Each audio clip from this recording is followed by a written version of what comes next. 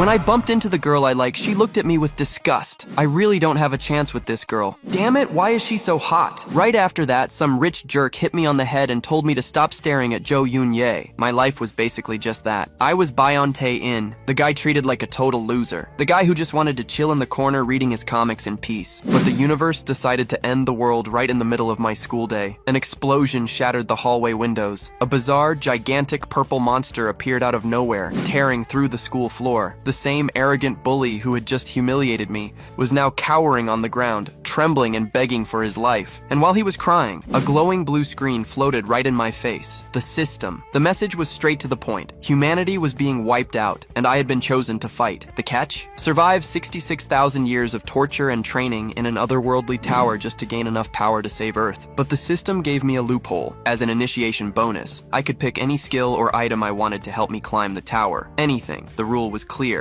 So I looked at that floating window and asked for a skip ticket. The system tried to block me, saying I couldn't do that it would destroy the balance of things, and that's not how the trial worked. But I yelled back. The rule said any item was allowed. Cornered by its own flaw, the system was forced to hand over the golden ticket. I activated the item right then and there. I skipped the 666 years of hell in a single second. The whole city was swallowed by a blinding light. The system started spamming notifications non-stop, congratulating me for clearing the Tower of Trials. All my restrictions were lifted. My stats, my powers, and my magic were unlocked and maxed out at SSS rank. I was no longer a mere human. I woke up as an absolute god. The purple monster roared at me and charged to devour me. I didn't blink and didn't take a single step back. I just raised my hand and flicked the creature on the forehead.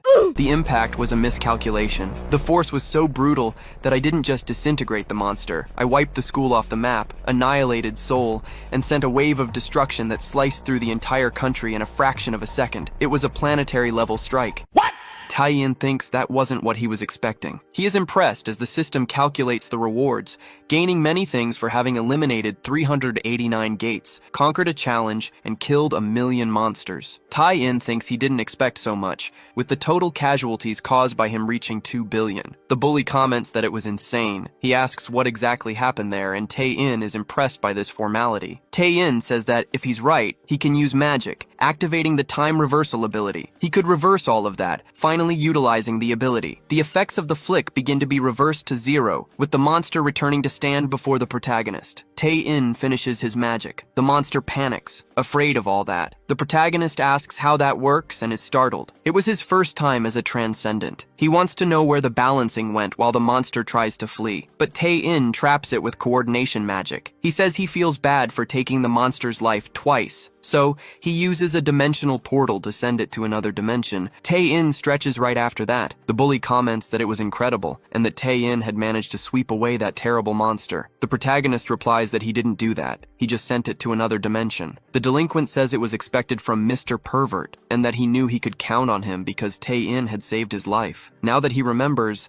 the delinquent hadn't said nice things before. Tae-in says that, seeing the delinquent trying to protect him from the monster, he had asked him to buy bread earlier, if he remembered correctly. The bully gets scared and tells him to forget about it, as the protagonist walks towards him. The delinquent tries to shout that everything was fine, and that he didn't need anything anymore. He feels very sorry, begging for forgiveness. Tae-in observes for a few seconds, telling the bully to wait a bit, as Tae-in had something he needed to do first. Looking outside, the delinquent sees several monsters attacking the city. He screams in fear and asks to be saved. Tae-in repeats for the bully to wait a bit, but the bully asks if there was anything more important than saving the school. The protagonist says he needs to save his mother and father first. The bully replies that was fair. Then the protagonist activates his teleportation ability, disappearing from that place. At home, a commercial about an afternoon nap was playing on TV. Tae-in's parents were watching. The mother asks why it seemed like a single person, and the father replies that it was a perfect day to watch TV on the couch, until the news interrupts,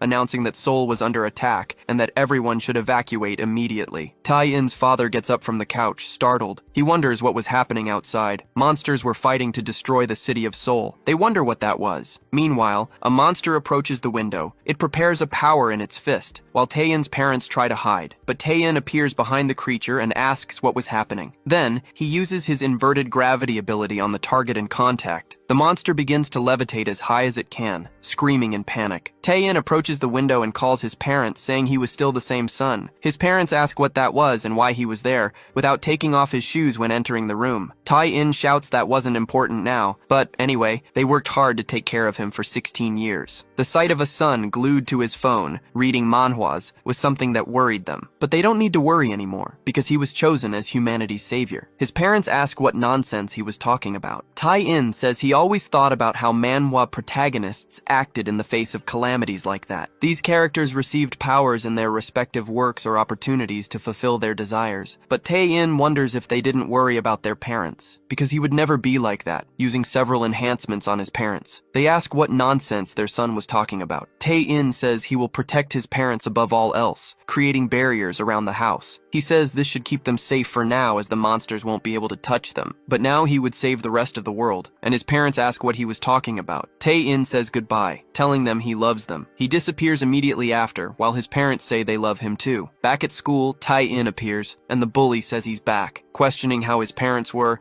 Tae-in replies that they must be fine now. The bully says that was a relief, but Tae-in remembers the bread the bully had told him to buy, so he says he can't help himself. As a former boy who was bullied by this bully, it was his duty to teach him a lesson. He activates mass summoning magic, scaring the bully. Tae-in says it must be hamburger buns this time, so he should stuff himself with it, throwing several food packages. The bully is flooded with hamburger buns and then stands up. Tae-in says he is weak and, at most, would be a 7 out of 10 on the satisfaction scale. The bully asks what he was talking about, as he never did anything so wrong to Tae-in to go that far. Then, Tae-in comments that he didn't show enough of the story, throwing a small flashback to show him. The bully didn't even seem to remember. But Tae-in clearly remembers the sound of mocking laughter while he was being beaten, the smell of his burning uniform which he took off, saying it stank, the taste of the school lunch he threw in the toilet and forced him to eat, the feeling of despair he felt whenever he saw a padlock on his glasses. So, Tae-in asks if he doesn't remember, and the delinquent shouts no, that he never did that. The delinquent admits he told Tae-in to buy a bun and is very sorry, but he didn't do the rest, and Tae-in doesn't even wear glasses. Tae-in asks if the bully was saying he was wrong, and the bully replies that, speaking with that impression, it seemed he really did those things. But Tae-in says he received his apologies and would forgive him. As a gesture of their future relationship,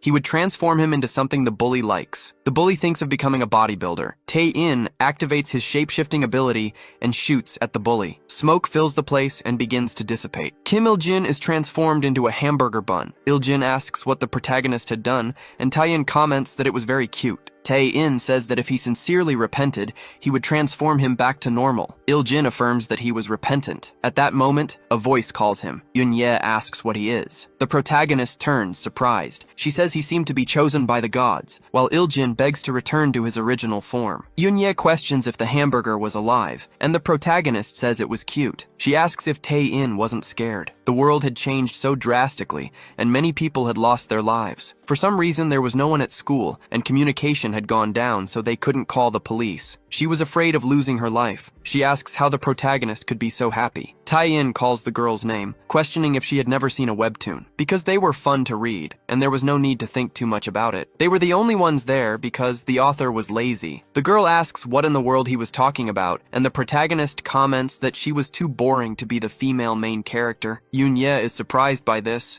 and the protagonist thinks she was the villain, breaking the flow of the chapters. So Tae-in wonders if he should bring another female character himself. He activates the interdimensional summoning ability, thinking he just needed a better protagonist. That portal begins to glow, blinding everyone there. Yoon-ye asks what that was. The protagonist says he wants to bring the most beautiful and charming woman from all dimensions right now. All the monsters outside get scared. The smoke begins to dissipate as Il-jin asks what the pervert had done. Tae-in was startled by the girl emerging from the smoke. She holds a bloody knife. She faces the protagonist as soon as the smoke clears. Tae-in was completely without reaction. The girl comments that she had struck Jermaine with her own hands. The protagonist thinks she is the main character of a noblewoman who seduces the tyrant, who was supposed to be the villain, takes his life, and becomes the villain herself. Her husband was audacious, from the very first moment he called her by name. That was the first time anyone had called her so casually, the heiress of House Libershan. Tae-in interrupts the explanation, telling her to stop because no one allowed him to change the genre. She must be Lei Layla, and he knows how important the first 3 chapters are for a webtoon. If she brings in an outside narrative like this, they will be stuck in the school for the rest of the 3 episodes,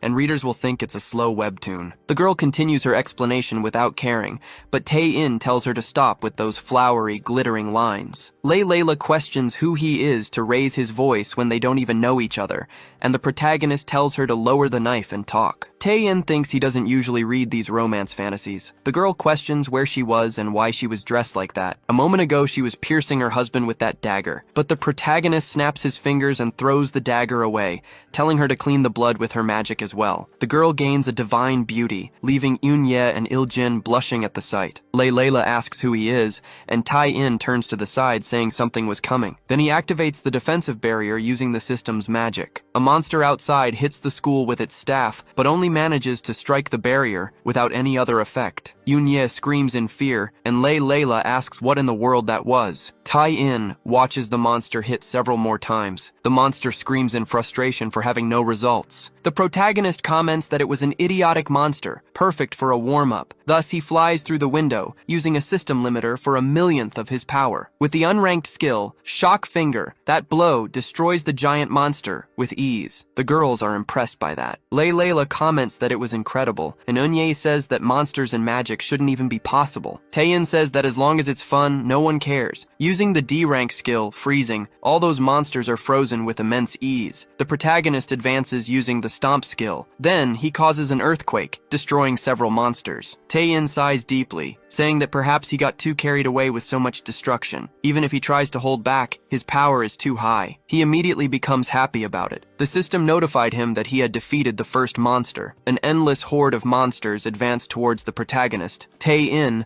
thought it was a fantasy game with hunters and portals, the best of all worlds. He then activated flight at maximum speed, in addition to his psionic ability. The monsters were sliced apart, as the protagonist continued to advance relentlessly. He struck down a final dragon-shaped monster, then paused to think and wonder what to do about the portal. Normally, he would have to enter each one and complete it, but he didn't need to bother. So, he used his dimensional exile ability. Those monsters were teleported through the portal, which then closed, giving them no chance to retaliate. The protagonist stated that he would simply destroy the portal entirely. With that, the dimensional exile concluded. Tae-in commented that this should keep souls safe for now. Teleporting back to school, he found the girls chatting amongst themselves. Lei Layla said he had arrived, and while he was gone, she had been listening to people talk about this world. She had then traveled to the future. The protagonist commented that it wasn't exactly that, but he would simply adjust her to fit into this world, using his transform ability. The protagonist said that if she kept that outfit, it would be difficult to draw her, especially after a fight with large monsters. Lei Layla was then transformed into casual clothes. Kim Il-jin became infatuated with the girl. Lei Layla ordered him to bring a cloak or dress immediately, and the protagonist said her hair must be difficult to draw, so he would tie it up. Eun-ye said that this was something she never wanted to know, that perverts tastes. Tae-in stated that he should deflect those aggressive words while they were talking among friends, and that he had merely picked something comfortable. Considering the entire setup, perhaps the shorts were a bit much, but Il-jin asked him not to change them. The protagonist informed Miss Libershan that he knew this seemed new, but she could wear it. Eun-ye asked if he could make any outfit, like Chanel or Louis Vuitton, and the protagonist questioned if she was that type of character. Lei Layla interrupted, stating that she was no longer Libershan, but Kleshuach, a noble name signifying that she had become the princess of the royal family. The protagonist commented that even with her hair tied up, it was still a mess. Lei Layla said that she was no longer worthy of the name Kleshuach, as she had taken the life of her own husband. The protagonist said he was sorry and didn't know the story of her world, but he had no idea what she was talking about. He could tell she had lived a tragic life. However, he didn't want the details, and Lei Layla asked what he was talking about. The protagonist surmised she had a terminal illness, and the girl questioned how he knew. But that wasn't all, as she probably had an arranged marriage with someone she didn't love. Her husband made a mistake, and they ended up this way. She was falsely accused as a villain, and then this incident happened at that moment. The girl cried, saying that it was true. Taeyin said it must have been hard, but she didn't have to live like that anymore. Layla commented that she had taken the crown prince's life, but the protagonist replied that he attacked first. He activated the Seraphim's blessing on her and said she did nothing wrong. The girl commented that she had a warming feeling. Tae-in replied that he had healed every illness in her body, and she was no longer close to losing her life. Now she could live freely in this world. Layla thought that this time she was free, without a powerful father or her most admirable friend, not even her husband, the crown prince. None of them had given her freedom. This man, whom she had just met, gave her this gift. The girl thanked him tearfully for it. Suddenly, the protagonist noticed that he had defeated 33 monsters and earned an achievement. He then said that it was nothing, just the beginning of the story. But the system informed him that the constellations were interested in his achievement. By satisfying the constellations, he could receive sponsorships, unique skills, and item enhancements. The protagonist wondered what that was. With several constellations interested in him, he ordered them all to be blocked. The system refused, questioning how he could refuse such a good opportunity. Tae-in said that personally, he wasn't a big fan of constellations, but he changed the subject with his friends, asking if everyone wanted to join him to save the world. Elsewhere, in the interdimensional council of celestial beings, some constellations gathered. Huja Karuna, of Rage, asked how he dared to refuse a constellation's favor, saying he had never been so insulted. Omoshiroi, the constellation of games, said it was interesting, and Oishiku replied that perhaps they should teach him a lesson. But Seikai, the king of constellations, told everyone to calm down. Even though he was human, he had ascended the Tower of Challenges and should be respected. Muramu, of Despair, said it was impossible as he was just a human. Dameda, of Envy, added that he had skipped all the floors. A constellation asked to go to that dimension, to speak with him personally. If they saw potential to change the order of the universe, they would eliminate the protagonist without hesitation. Back on Earth, Tae-in said he would distribute all his power. Now they should go forth and defeat monsters at will. But Yunya said it was pointless, wanting to know why she should risk her life. Iljin said that was too much. Tae-in told them not to worry, as they were his companions and absolutely would not lose their lives. Yunya disagreed, arguing that with his level, he could take care of everyone by himself. But the protagonist complained that she would keep saying such things. Even with him being the protagonist, if he destroyed everything alone, it wouldn't be fun. Then, a monster charged at him. The protagonist struck the monster and killed it in one blow, saying that the stronger the protagonist, the more interesting the stories of the characters around him must be. Yunya said she didn't understand anything he was saying, but Lila said she did, so they had to kill monsters to save the world. She had already taken her husband's life. Now she felt she could kill anything. She turned towards a monster, and the protagonist thought that his goal was to make this interesting. For now, he would form his party, the role he had chosen for Layla. The girl activated her Malice Unleashed skill and made several cuts with her dagger. That monster was cut into hundreds of pieces. Layla celebrated the feeling of liberation, being the group's assassin dagger. Yunya asked why she was like that, and the protagonist said he had achieved a clear character concept. The girl commented that it was an emotion she had never felt before in her life, while another monster approached from behind, quickly advancing to attack her. Some tentacles grabbed her. Iljin shouted for them to save their princess, and Yunya suggested they do it quickly. Hamburger advanced, and the protagonist cheered. He thought about his role. Iljin concentrated and landed a strong headbutt on the creature. But nothing happened, and he asked why his skill was so trivial, being just a mascot. He shouted for the protagonist to give him something cool too, and Layla thanked Hamburger. Iljin turned, saying it was nothing at all. Tae-in said that was fun, and quickly cut the creature. Yunya was completely shocked by all of this. Tae-in said that here she should show her skill, but Yunya said she didn't want to and couldn't. He was incredibly strong and could go back in time, besides having been chosen by the gods alone. So, he could turn things back before the world became like this. Everyone who lived daily in this world was on the verge of losing their lives, but his fun seemed to be more important. Tae-in confirmed this immediately, saying that she would understand someday too. In this world, having fun was the most important thing. Yunya said the atmosphere suddenly changed. The protagonist shouted that there was a bird monster flying there. Yunya was supposed to defeat it with magic. The girl swung her staff from side to side, holding it with extreme force, and threw the monster far away. Everyone was impressed. Yunya was a powerful warrior. Iljin commented that she looked like a baseball player. Yunya replied that she had trained a bit when she was young, and Tae-in complained about not knowing that, until Tae-in noticed something on his back. He turned to defend against a spell, wondering what that was, coming from monsters. A man approaches, saying it was impressive for someone to be able to interfere with his strong Kai, especially with bare hands. Tae-in is surprised to recognize him. The man says he is surprised to see an unknown master in the east. Tai-in reveals that he was the heavenly demon. Cheon-ma questions how he knew his true identity, and Tai-in replies that he was a big fan. Unya asks how the pervert knew who he was. Tai-in tells Yunya to search for Cheon-ma's webtoon. He was an iconic character in the martial arts genre, always portrayed as the absolute villain. Cheon-ma comments that Tai-in talks too much, and that the tremendous energy coming from the east could have been his doing. Tae-in asks if he was referring to the previous attack, when the shockwave hit the eastern Korean peninsula. Cheon-ma confirms it, and asks the reason for the question. Cheon-ma explains that, over the centuries, the world's martial arts had deteriorated, and humans had become a weak existence. He was also losing interest in the peaceful world, so heaven and earth were being remade. Monsters began to appear. Cheon-ma was happy when monsters fell from the sky. He experienced a chaos he had never experienced before. When he was about to be fully immersed in chaos, suddenly, an immense energy came rushing from the east. Cheon-ma tries to defend himself, saying it was dangerous,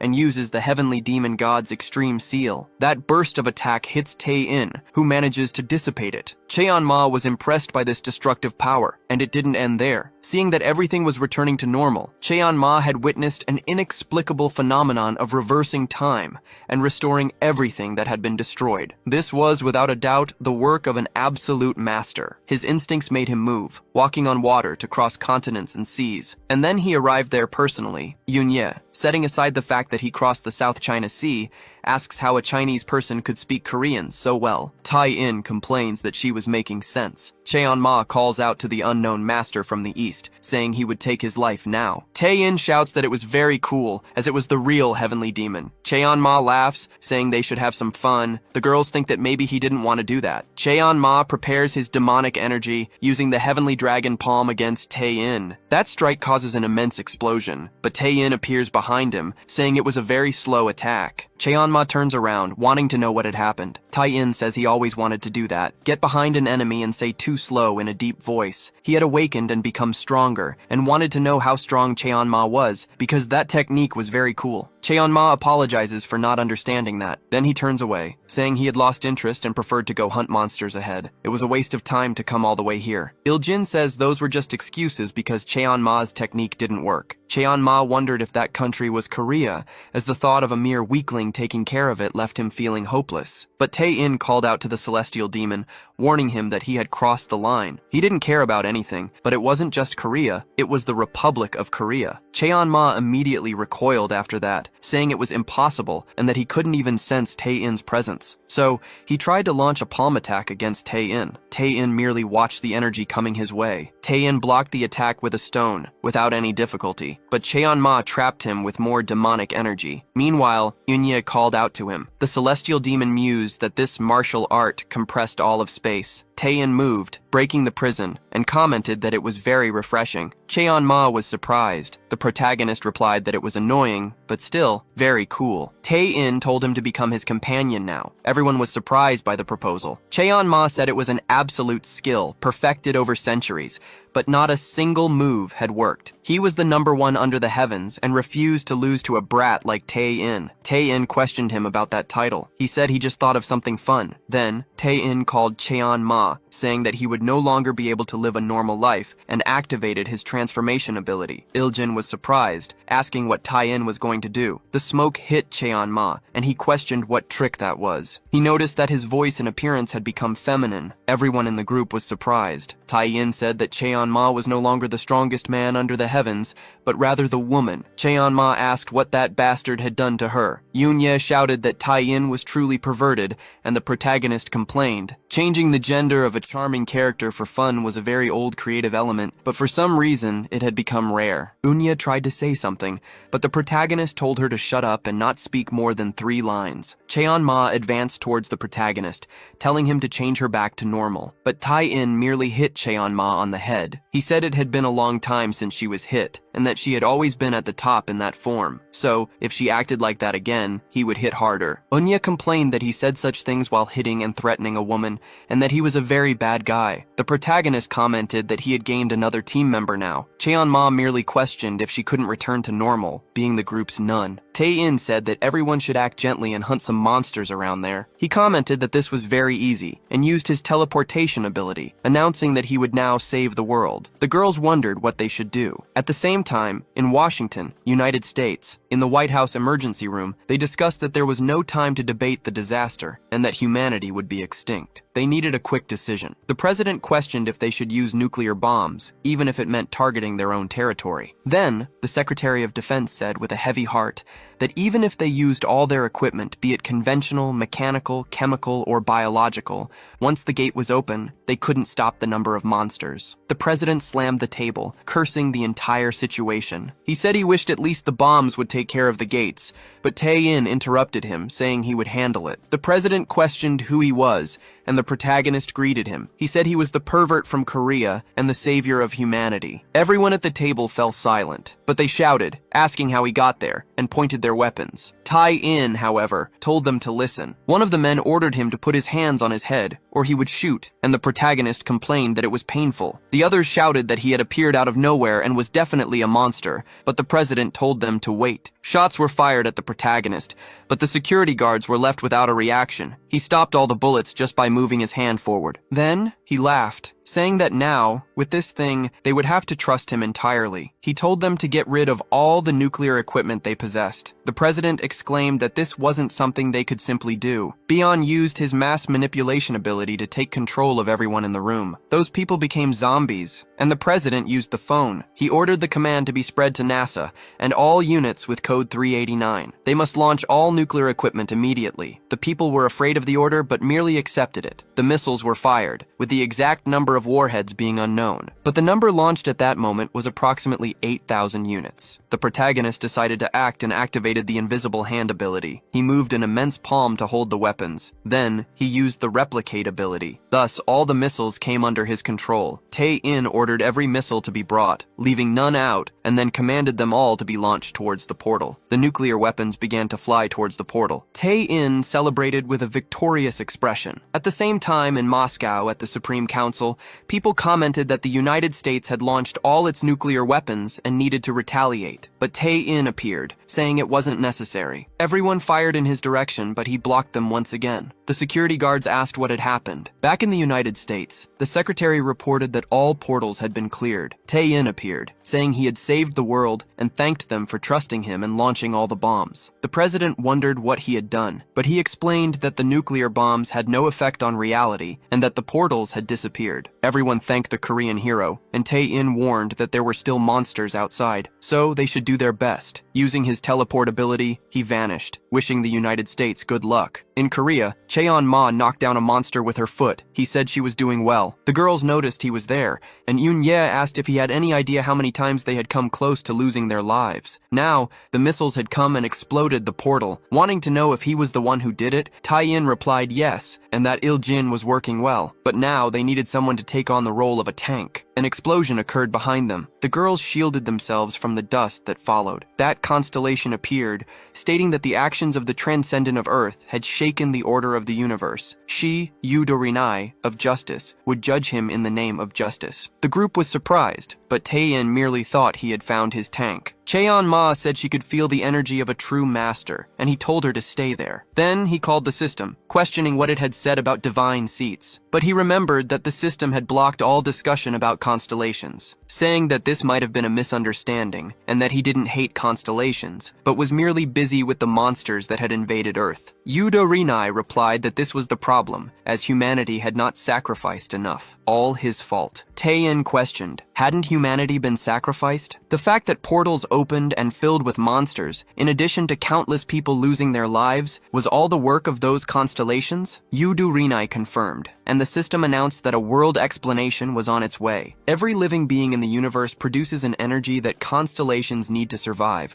which they call negentropy. So, they create them. The more intelligent and stronger the species, the more negentropy they can obtain from them. To make them stronger, they create tests, and some species become more more powerful, thus providing much more negentropy. Or else they are extinguished, becoming material for the birth of better species. But this time, he overrode the tutorial on his own, and humanity lost the chance to grow as a whole. The constellations wanted to observe the progress, but since he blocked them, there had been many discussions. She personally manifested the chance to judge him. Tae-in replies that it's ridiculous. She just threw out an explanation like that, and it's absurd. Suddenly, it turned into something out of science fiction, and Eun-ye wonders what on earth he's talking about. The protagonist calls Il-jin and tells him to summarize her explanation in 3 lines. The hamburger says that for those who skip the explanation, they can start here. The constellations drain energy, opened portals to cause chaos, but the protagonist interfered and angered them. Tae-in says that after hearing all this, these guys are truly insane. Layla steps forward,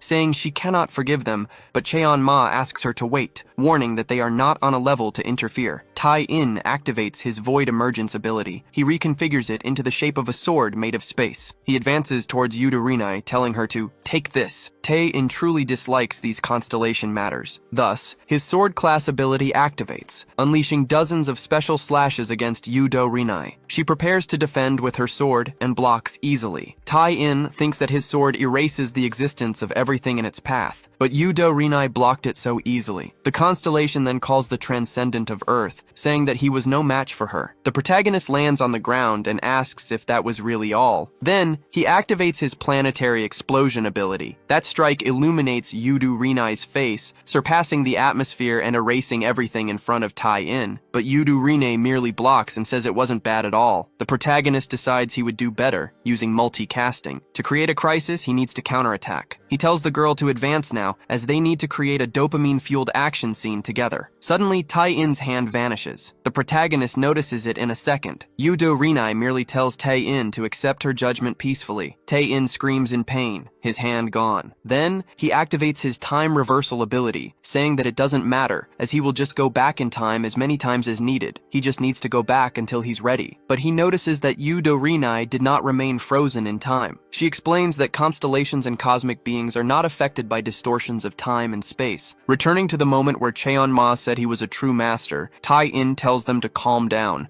as this person was very strong. He wonders what the author was thinking to add a character like this. Yudo-Rinai says she no longer wants to test his patience and that Tae-in must accept her judgment. The protagonist questions what judgment she was speaking of. Yudo-Rinai manifests something in her hand, showing it was a scale of justice, which Tae-in recognizes. She explains that this scale places values on each side, and the laws of the universe calculate them. The protagonist becomes frustrated with the explanations. So, Yudo-Rinai said she would directly show him the benefit his existence brought to the universe and the threat he posed to the universal order. She wondered which would weigh more. Tae-in asked which side represented what. Yudo-Rinai looked at the scales, which tipped towards the side of the threat. She warned that Tae-in was a problem for the universal order. The judgment of the scales of justice was an absolute truth, so, according to it, she would suppress him. The protagonist began to think for a moment. Then, he broke into a smile, saying that these scales could judge any problem, and that he had a suggestion. Yudo-Rinai confirmed, as from a cosmic perspective, human matters were trivial. The protagonist said that before she left,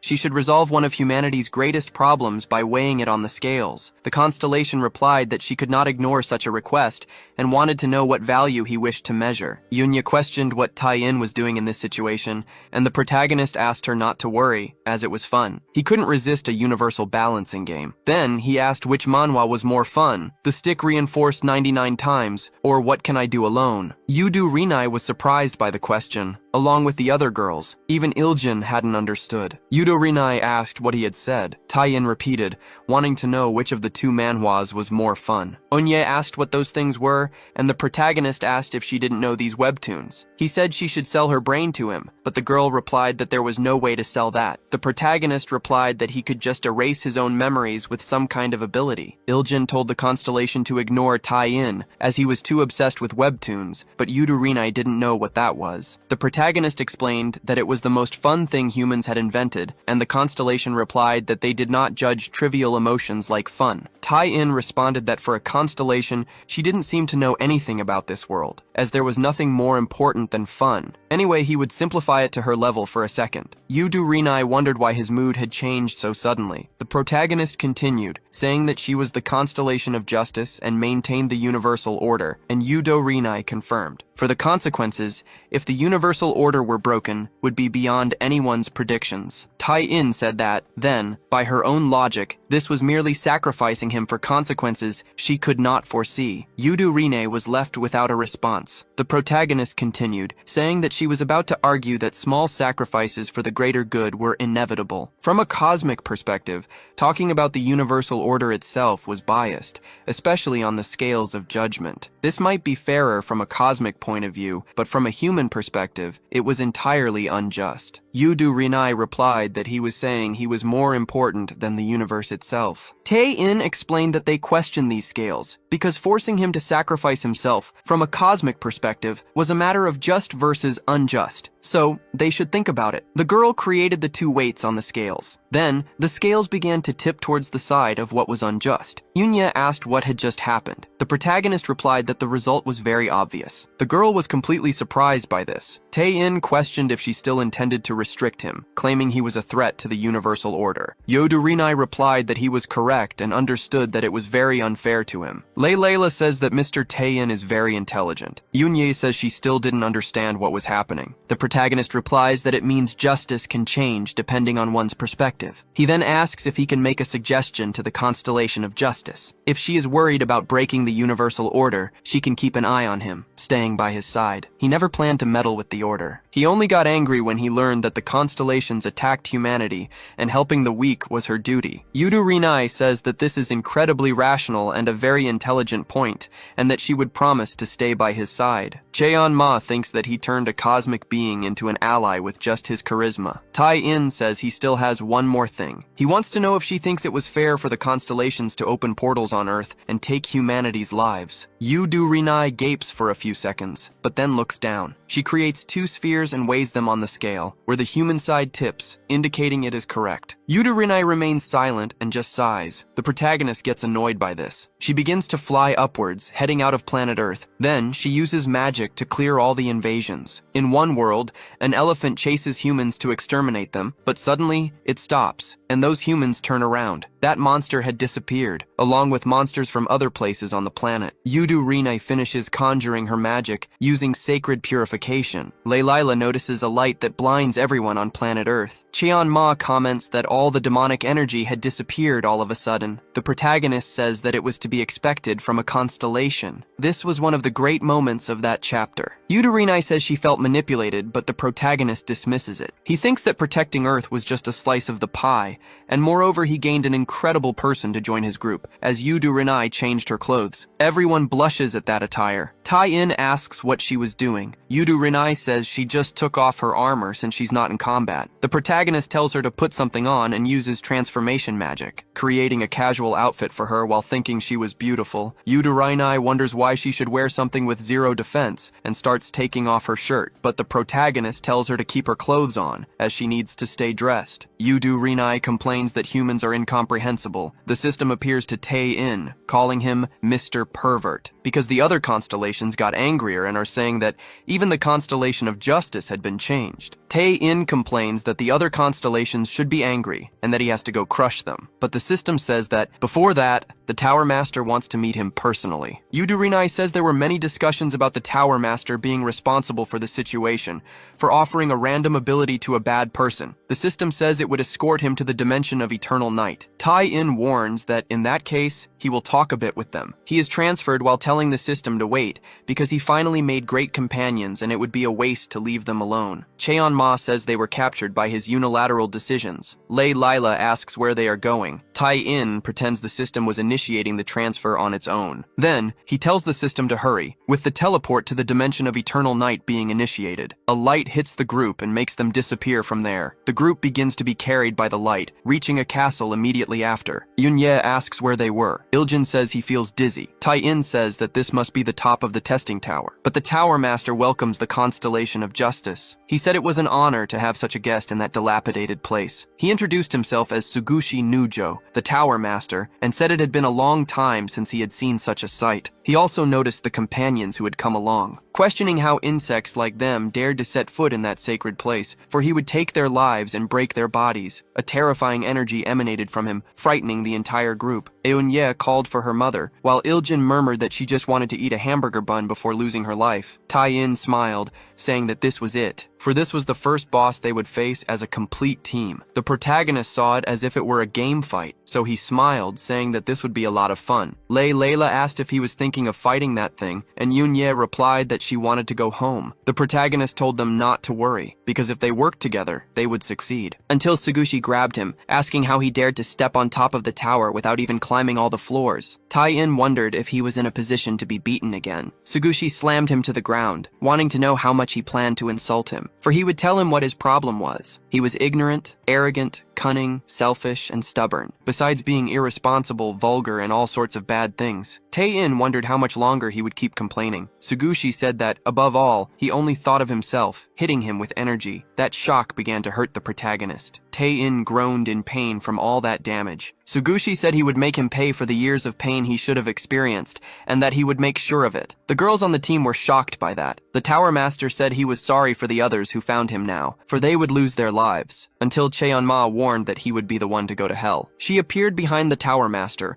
using her Celestial Demon Destruction Seal. The blow impacted Tsugushi, but he replied that it might seem unfair. Repelling the blow, he said that, even though she was not a transcendent, she was able to withstand it. It was too bad, and she should curse the pervert who brought her to her own grave. He felt sorry for Yudo Rinai, as she had seen a deplorable appearance. The constellation argued that this was not the right way to treat a human who cleared the tower according to the imposed rules. Tsugushi replied that he was a being who served the constellations. Therefore, all of them, including Wrath, found the existence of that man uncomfortable, and he was merely fulfilling his responsibility. The protagonist wondered about the constellation of Wrath. Yudo Rinai said he had a fair point. At that moment, everyone except her was thinking the same thing, that this would be their last day. But Tai-in said that they definitely would not lose their lives. He broke free from Tsugushi's palm. The Tower Master said there was no way that could be happening, wanting to know how he managed to escape his authority. The protagonist replied that he was ignorant and arrogant. In this type of battle story, it was natural for the protagonist to counterattack after taking a few blows, and he used his power on Cheonma. She asked what on earth that was, and the protagonist told her not to forget that feeling she experienced. For when she felt she was close to losing her life, it meant that he absolutely would not lose, especially if they saw it written in red. Yudo Rinai thought it was incredible for a mere human to face the Tower Master effortlessly. Tsugushi said he admitted to underestimating him, but he was wrong about one thing. His companions would definitely lose their lives. He expanded his power towards them. The protagonist parried the blow with his energy, saying it was cunning to target his allies first. Tsugushi wondered how he had gotten so strong, and that he was at least 10,000 times more powerful. The protagonist thought he finally got to say that. He said he was only using 1/1,000,000th of his power. Previously, against the monster that was banging on the school window, the protagonist had gotten excited about awakening and started to introduce himself. Then he put a limit on his own strength. The system notified that his limit was released to 100%. Iljin thought he was able to send continents far away,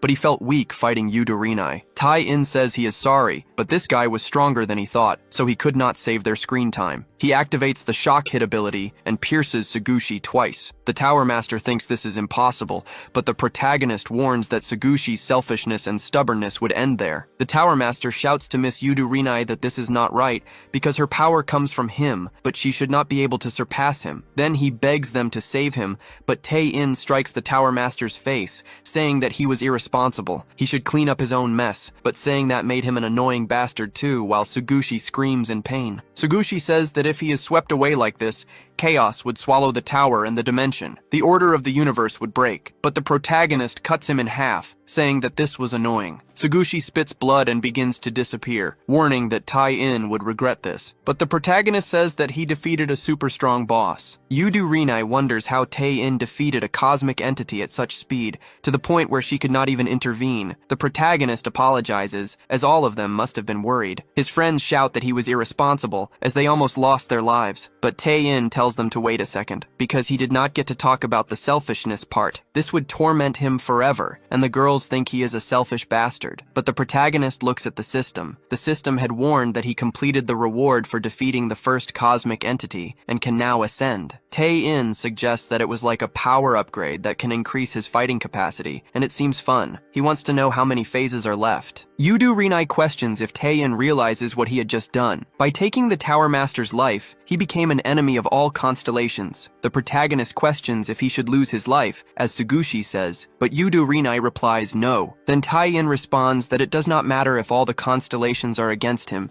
because he got Yudu Rinai as an ally. Yudu Rinai questions since when that would be, and the protagonist changes the subject, because he wants to find the constellation of wrath that the Tower Master mentioned before. Yudu Rinai questions if Tai-in was thinking of fighting the constellation of wrath, but the protagonist denies it as he just wants to try his luck with dialogues. The girl says that then it was fine, and Eunye reflects that he is just an idiot. Iljin says that this is her Tai-in, and has no doubt that he protects universal peace alongside the constellation of justice, and that they have to go home. The light hits the group once more and begins to teleport them out of the tower. This time, Tai-in and Yudu Rinai are not affected by space-time, appearing in a completely different place. The protagonist asks where they were, and Yudu Rinai recognizes the place, telling him that it was the room of the constellation of wrath, Huja Karuna. The girls comment that it was very hot and that they were in the center of a volcano. Eunye asks why Tai-in keeps bringing them everywhere. The protagonist replies that having them around gives him strength, and the girls tell him to cut that strange talk. However, only Layla believes it, and Eunye asks why she was falling for it. Huja Karuna begins to laugh hysterically and makes everyone impressed. Yudu Rinai takes her armor back. Huja Karuna says they were bold for bringing these insects into his domain. Huja Karuna falls to the ground, exploding everything in his path. Huja Karuna strikes Yudu Rinai's sword, saying she was an insolent fool. The girl tries to resist and calls Huja Karuna's name. That constellation replies that he had not seen her in a long time until he was hit by a fist. The protagonist punches him, telling him not to touch his friends. All his colleagues are impressed by this. Yudu Rinai questions what happened to him. Who was talking about this? Tai-in says she does not need to thank him, because he was trying to save her since Huja Karuna tried to resist. The girl says that Huja Karuna just cannot control his anger, and that he was born with a tendency to use violence all the time. Huja Karuna appears somewhere and asks if that is the designated planet. It was a beautiful scenery that would awaken his admiration, and from now on would be his favorite. But he begins to feel a rage, and says that he only discovered this beautiful planet now. He slams the ground with all his strength, destroying the world from one side to the other. Huja Karuna complains that he always gets this way and that he was very angry. The protagonist comments that Huja Karuna is just a stupid person. Huja Karuna asks how an insect dares to lay a hand on him. The lava of the territory begins to expand. Yudu Rinai says they are in trouble because this dimension is integrated with Huja Karuna. If his anger explodes, the crater there will explode too. The lava was formed by the obsidian of wrath, and any material is incinerated. But Tai-in merely questions if they will be in trouble if the lava rises. In that case, Tai-in just needs to calm Huja Karuna quickly, activating his absolute zero magic. Huja Karuna manages to be frozen by Tai-in, but he breaks free from the ice soon after. Yudu Rinai says it is useless, because Huja Karuna is the very form of wrath,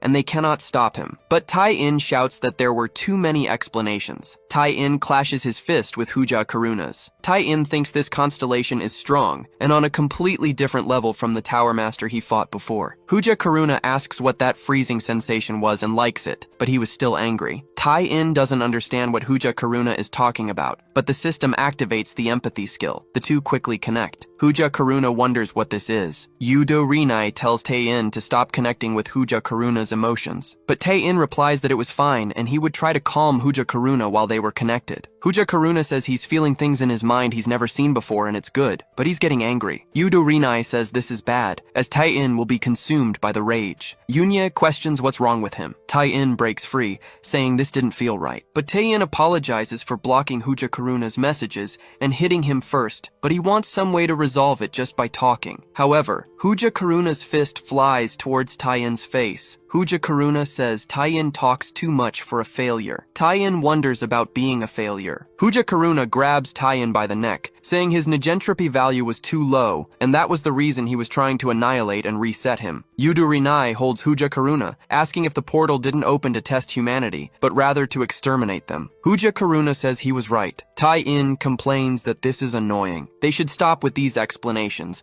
as it would be too much for the reader's ears. Thus, Tae-in activates Stage 1 of Ascension. Hooja Karuna is thrown back with the Planet Buster skill. Tae-in says this meant nothing to Hooja Karuna, for he would become the protagonist of the best webtoon of all time. Hooja Karuna flies through the air, wondering how an insect possessed so much power to rival him, who surpassed 10 stars. Tae-in looks at himself in a mirror, saying his hair and eyes had changed, and this was the first purple stage. Hooja Karuna advances towards the planet, unleashing a roar that sounded like a meteor, shouting that he would take Tae-in's life today. Tae-in complains about all these exclamations. Tae-in strikes his fist into Hooja Karuna, while telling him to cut it out. Hooja Karuna thinks there was no way and blocks the attack, as he had given his all and achieved nothing. Tae-in advances once more, repeatedly telling Hooja Karuna to cut out all the exclamations, while destroying parts of his body. Furthermore, Hooja Karuna should just fall quietly, because this was supposed to be fun. Thus, Tae-in throws him away. Hooja Karuna loses consciousness and falls to the ground near the protagonists. Yudo Rinai thinks that a constellation lost its life at human hands. This was a collapse in the cosmic order. Hooja Karuna rises from the ground, laughing, because this was fun, and he should have shown it earlier. Tae-in wonders if it was already a phase 2, and knows that the villain's laughter in this situation was not good. Hooja Karuna says it seemed all of Tae-in's companions were already lifeless. Tae-in turns around, telling him not to mention it. He sees the girls fallen on the ground due to the immense heat. Yudo Rinai says that Hooja Karuna's rage increases the heat and makes him stronger. Hooja Karuna asks why justice is wasting its time with these insects, as they will be extinct soon. Tae-in reflects Hooja Karuna's aura, saying he was just spouting nonsense. Hooja Karuna warns that Tae-in cannot stop the end of humanity, and he has already set his arrangements in motion. He will spread his rage virus across the entire planet. Tae-in questions what Hooja Karuna was talking about. Hooja Karuna replies that, from now on, every living being on Earth will be infected. They will lose their minds and destroy each other until nothing remains. Tae-in becomes even more irritated. He shouts Hooja Karuna's name with all his might. Yudo Rinai said the volcano was erupting, but then they needed to get out of there, using teleportation magic. Tae-in prepared his fist to strike Hooja Karuna one more time, but he was already being teleported. That light ascended in the volcano's dimension, which erupted the next moment. On the way, Tae-in cursed Hooja Karuna. Tae-in warned that they needed to go to Earth to stop the rabies virus, and Yudo Rinai replied that she was already heading there. Tae-in thought that the test imposed on humanity was not a fair chance, but rather a one-sided defeat. He questioned if that was truly justice. Light emanated in the sky, and the protagonists appeared on Earth. Tae-in healed his companions and asked if they were all right, but he felt very sorry, as it was all his fault, until he noticed a human infected with rabies beside him. Tae-in easily dodged the bite, wondering what on earth was happening. Another 100 zombies advanced towards the protagonists. Tae-in thought that the first test from the constellation of Wrath was a zombie apocalypse. He reflected, humans are a purposeful life form that explores the world around them. Biologically, they are animals belonging to the order of primates and the Hominidae family, characterized by high intelligence, tool use, and language. They are social animals that create complex societal structures for interaction. If humanity loses its intelligence and all society collapses, they could no longer be called humans. A new name for them would be zombie. And so, due to the rabies virus, humanity had transformed into zombies. The girls wondered what he was talking about. Some zombies advanced towards Yunye, but Tae-in positioned himself in front of her. He said that this shouldn't be happening, and activated his electric current ability. The zombies began to be electrocuted and panicked. Tae-in said that this was how one dealt with zombies, making them return to normal. Then he asked if Eun-ye was alright. The girl asked what on earth he was doing and if he thought this was all a game. Tae-in told her not to start that again with ridiculous explanations, but she slapped Tae-in's face, injuring him. Then she questioned if he was out of his mind,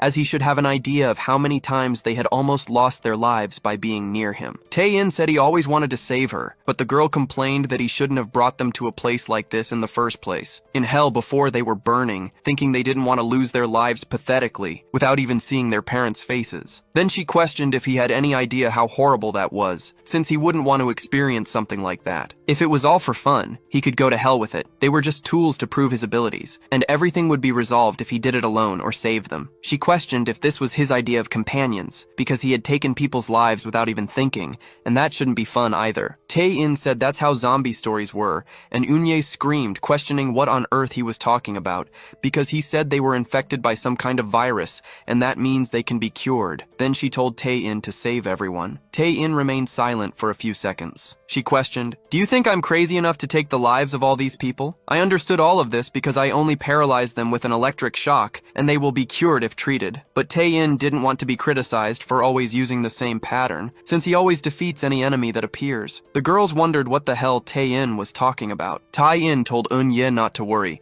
because no matter how annoying it was, he wouldn't go any further until Eun-ye warned him about a zombie behind him. Tae-in turned around and said that the zombie had startled him with that bite. Then he used magic to trap it in the air. He commented that he had been truly startled. Eun-ye wondered if the protagonist would turn into a zombie, but Tae-in told her not to worry, assuring her it was just a small virus. Tae-in then used his splendid healing ability, but noticed the wound wasn't regenerating. He wondered what could be happening, and tried to use the Seraphim's blessing, but again, it had no effect. Yudo-Rinai stated there was no choice. If the virus possessed the power of the constellations, she couldn't interfere, and he should sever his arm before he was consumed by rage. But the protagonist questioned what she was talking about, as he was already feeling rage. Yudo-Rinai activated her sword ability, but the protagonist pleaded with her not to. He thought he was supposed to be the protagonist, but this didn't even make sense. Simply because he was too strong, it was difficult to advance the story, and this felt like a forced balancing act to fix things. Then he roared that he was filled with immense rage and the other zombies were drawn to his call. Yudo-Rinai warned that she regretted him becoming like this,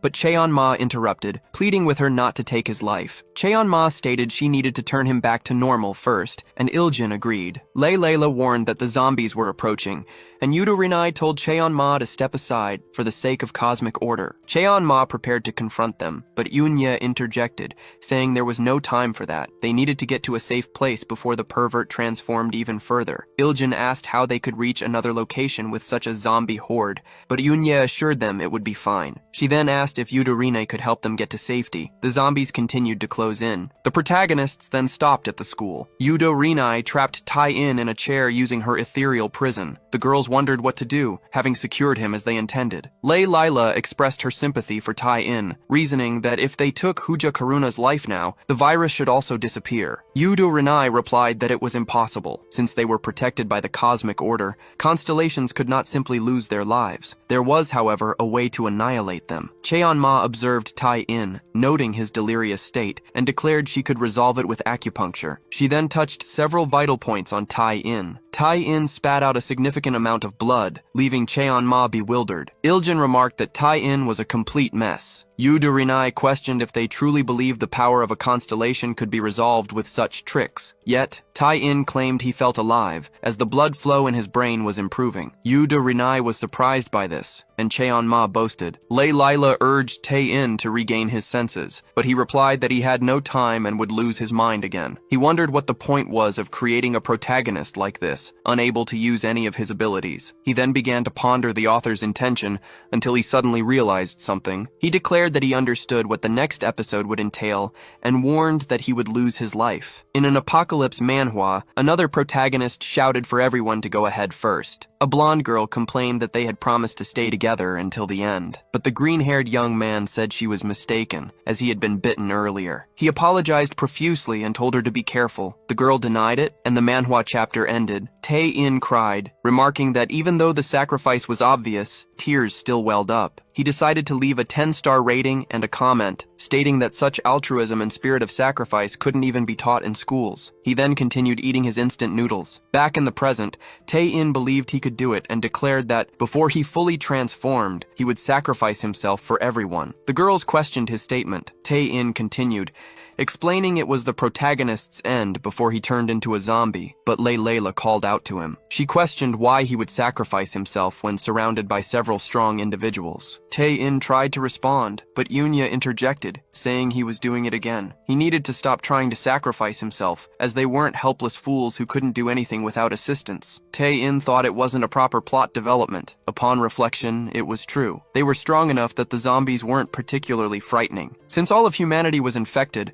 there was no thrill in meeting new survivors. If the goal was to defeat the zombies, they should agree to end everyone's lives. He needed to grasp the episode's direction before losing his mind again. Layla began to feel hungry, and Cheon-ma mentioned she hadn't eaten all day. Yunya also admitted to being hungry in their current situation. But then everyone started looking at Iljin. He shouted at them not to do that to him. Cheon-ma ordered him to sacrifice himself as emergency food, but Iljin pleaded with them not to come closer. He told them to wait a moment and follow him. Cheon-ma said she understood, and Iljin then urged them to look. There was enough hamburger bread for everyone to eat. Yunya asked how they could possibly eat that. Cheon-ma simply suggested they open it and eat, and Yunya commented that for some reason, the hamburger came out halfway. Layla questioned if Iljin would forgive them for eating his friends, but the hamburger replied that they were not his friends, so the three girls ate the hamburger. For those who came from a medieval European and ancient Chinese context, the taste of Korean food developed by a major corporation was addictively delicious. Inside the room, Yudorinai asks how Tae-in is doing. Tae-in thanks her for restraining him. Yudorinai replies that there is no need for thanks, and that he shouldn't have gone to see Huja Karuna, as he will now suffer until he loses his life. The protagonist wonders what he should do. The constellation says she wouldn't let him become like this, because what they witnessed due to the constellations wasn't fair, and she wants to correct it. Tae-in thanks her for realizing that. Yudorine says she can endure this a little longer, but there must be a way to resolve the situation, and he has valuable companions who would help him with it. The girls enter, commenting that the hamburger was delicious, and that it would be better if it were microwaved. The two remain silent in the room, but Tae-in becomes enraged, shouting that these things were frustrating. Yudu Rinai suppresses him, warning that they would lose their sanity again and that the resistance was intensifying. Cheon-ma says there seems to be no hope, but she needs this guy to return to her original form. Since he made her stay in this state, her abilities aren't the same, and as her body changed, it was difficult to control the energy flow, until Cheon-ma notices something from afar. She warns that she can feel the energy of a nearby house, the energy of someone who hadn't been consumed by rage. Yudu Rinai says it was impossible, as all living beings had been infected by the rage virus, and her sensibility had never failed. Cheon-ma walks to the window, saying that Yudo Rinai was incorrect, because there was a perfect human coming from 2 kilometers away in their direction,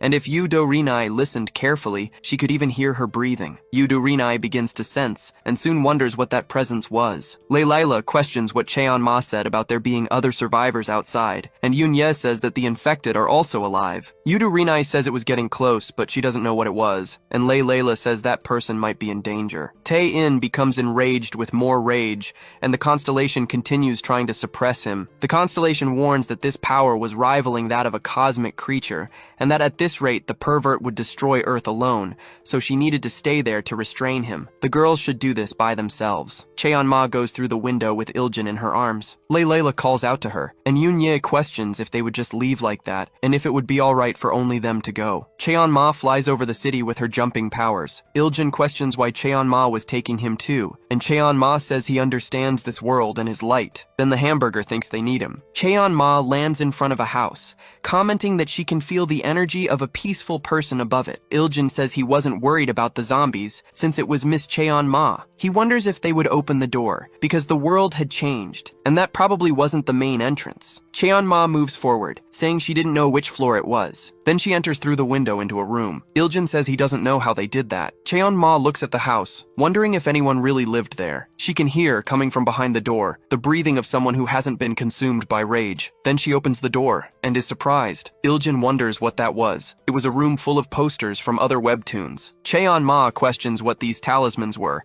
but Iljin says they were strange enough to look like one, until the person on the bed stirs. Cheon-ma prepares her cultivator energy, but Iljin asks her to wait. That person gets out of bed. It was a girl who had just woken up. Iljin falls in love and says she was an incredibly extraordinary beauty. Cheon-ma throws him to the floor, saying it was unseemly. The girl there is surprised, because it was a talking hamburger and a celestial spirit girl, the kind of thing that only happens in a manhwa. Both are surprised, thinking she was just like Tae-in. The girl comments that it was like a scene from a webtoon. Cheon-ma asks if all the people in this country are like this, and Iljin denies it. That girl celebrates seeing a feminine Cheon-ma talking to a hamburger. Then she introduces herself as Lee Nara. Iljin asks if she hadn't gone to school these days. Cheon-ma asks if they know each other, but the hamburger says she was quite famous. She had a nickname at school. In the classroom, the teacher handed out the tests. He said the class president should give Nara her test since she was sleeping. The class president wondered about this. She was surprised because she had never seen Nara awake, yet Nara always got perfect scores on every test. Iljin commented that Nara was the #1 sleepy student. Nara spent all her time at school sleeping, and she confirmed it herself. She added that today was the school's foundation day, and Iljin explained that was why no one else had come. Cheon-ma then asked if Nara was sleeping while the gates opened and monsters came out. Nara commented that it felt like a dream of stories with hunters and portals. Cheon-ma grabbed her arm, warning that they should go. Nara asked to be put down, saying Cheon-ma must be tired. The cultivator then said Nara really resembled Tae-in. Afterward, they flew towards the school, while a figure watched them from afar. The figure commented that it was very interesting. Yoon-ye looked out the window, commenting that they were arriving. Cheon-ma landed at the school and announced that she had brought Nara, explaining the situation on the way. Lee Nara said her heart was racing, but she noticed that there were only beautiful people in the classroom. Yoon-ye recognized Lee Nara, and Nara said it was a pleasure to meet her. Lei Lila sighed, saying that Tae-in's situation was getting worse. Yu Durinai said they could still stop it, but at this point, taking his life would be the only option. Lee Nara recognized the protagonist who was tied up. Iljin questioned if Nara also knew the pervert. Nara replied that Tae-in probably didn't remember her. She could say they were childhood friends, and that he introduced her to manhwas. Lee Nara said it must be a dream for Tae-in to appear there. Yu Durinai questioned how Nara wasn't affected by the virus. Nara said Yu Durinai must be the constellation of justice, and that she heard about her on the way. Nara thought it must be because she was the owner of the dream. Yoon-ye said Nara seemed confused about things. Lee Nara replied that she could only speak by the way her crush appeared in that dream. It was a dream made just for the two of them. The protagonist lost his reason and became a berserker. When no one knew what to do with him, Nara appeared. Yoon-ye questioned what Nara said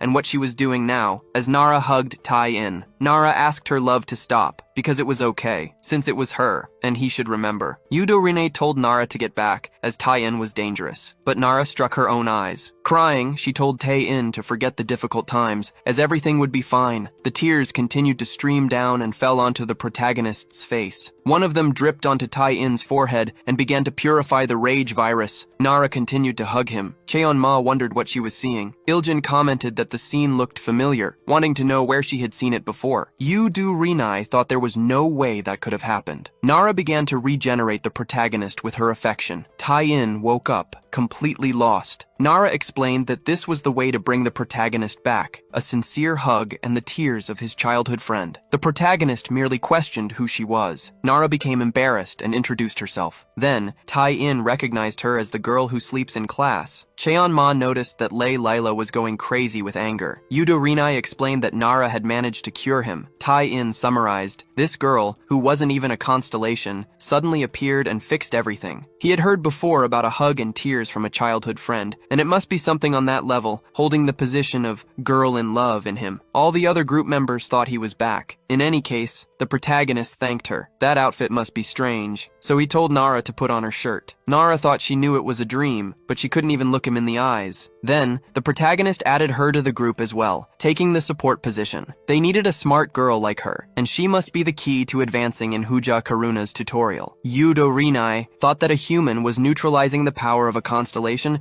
and could be more dangerous than the pervert. The protagonist said that, as expected, there was no other way but to deal with that bastard. Nara commented that it was a very detailed dream. Yoon-ye said it wasn't a dream, and that Earth's fate really depended on them. Nara said she understood. The protagonist said they should return to Huja Karuna's home, but Yu Do-rinai said that if they went like this, they would only repeat the previous failure. Tae-in wondered what they should do, as Huja Karuna was not an opponent they could defeat in a fight. Nara questioned the situation and asked them to explain everything. The protagonist looked at Nara, thinking that, of all the people he knew, she was the smartest. He would explain everything from that moment on, and then they should strategize. Meanwhile, in another distant part of the city, a light reached Huja Karuna's home. Huja Karuna began to laugh. He said it was annoying as the protagonist had returned on his own and asked how the group had grown by one person. Tai-in thanked Huja Karuna, saying that he had annoyed him, but now it was enough. Huja Karuna became irritated and advanced towards Tai-in, saying he was getting angry. His fist approached the protagonist, but he merely smiled. An explosion occurred in that domain. The girls created a barrier to stop the remnants of the explosion. Huja Karuna was surprised by this, as his fist hadn't even hit Tai-in's face, all thanks to Yudo Rinai, who had used the protection of justice. The protagonist said they should increase the tension once more, irritating Huja Karuna. The constellation asked what the hell Yudo Rinai was doing, siding with these insects to take down a constellation like him, but Yudo Rinai replied that it wasn't that, and that she had come there to protect him. Huja Karuna asked what kind of nonsense that was, and struck once more. Tai-in said that, with the protection of justice by his side, he could be on the same level as a constellation's power. Huja Karuna laughed, saying that this was annoying. His necklace began to glow, and his powers increased. The protagonist thought that this was the trigger for Huja Karuna's second phase, which had appeared previously. Huja Karuna asked if the protagonist was saying he could rival a constellation. He should have come to compare his power, and not just that of cosmic beings. Then, Huja Karuna struck the protagonist with a fist, and broke the barrier. His entire world was at peace, but it suddenly exploded. Tai-in flew out, and Yudo Rinai suffered the damage. Yudo Rinai called her friend, and Huja Karuna sighed. Then, Yudo Rinai questioned how Huja Karuna had become so strong as to break her authority so easily, but Huja Karuna replied that he hadn't gotten stronger. Then he called everyone insects, asking if they would believe him if he told them he had held back his rage. Having lived his entire life with rage, he couldn't have anything because everything was ruined or broken by his rage, and what angered him most was, ironically, his own rage. The man who wanted to control his rage was himself. That was why he concentrated his rage into this artifact, the Amulet of Rage. He thought it was time to let his rage go, releasing all his energy as far as he could. Unya asked what that was. All of Huja Karuna's energy materialized into beasts. Huja Karuna crouched down and ordered his creatures to go take Tai-in's life. Tai-in reflected that he believed in everyone there and in his best, releasing stage 1 of Ascension. He used Replica, saying there would be no point in sparing the artist from working, creating hundreds of copies of himself. Huja Karuna laughed, telling that insect to do whatever he wanted because he would be extinguished today anyway. Yudo Rinai made a straight cut on one of the monsters, but the monster regenerated, creating 2 more heads. Yudo Rinai commented that because of this battle would be infinite, and Lee Nara said their plan was already over. Yudo Rinai used a glow magic, and Nara commented that they should go back and bring Tai-in immediately. But the Constellation of Justice said she would like that too, but someone had to protect them during this time. She thought it was her fault for not having given this kind of information before. She had to put things in order, and so she advanced, cutting the lava snake once more with all her strength. In addition, she used her cease glow magic, but she ended up being caught by a snake's bite. But Cheonma used her celestial demon seal to defeat the snake. Cheonma told them to stop calling her the Constellation of Justice. Yudo Rinai looked back, surprised. It was explained that the opponent was a serpent formed from the obsidian of wrath, manifested by the constellation's power. Lei Lila says she can fight too. Since everyone received shared power from Tai-in, and with Yudo Rinai's blessing, they have a chance. The constellation thinks these life forms possess a strong will to live. Huja Karuna was wrong in his ideas, for humanity was the noblest among all life forms created before. Huja Karuna lands a punch on Tai-in's face, shouting that Tai-in couldn't hide for much longer. All of the protagonist's clones are destroyed by the infernal explosion. Tai-in thinks he had kept his main body at a distance,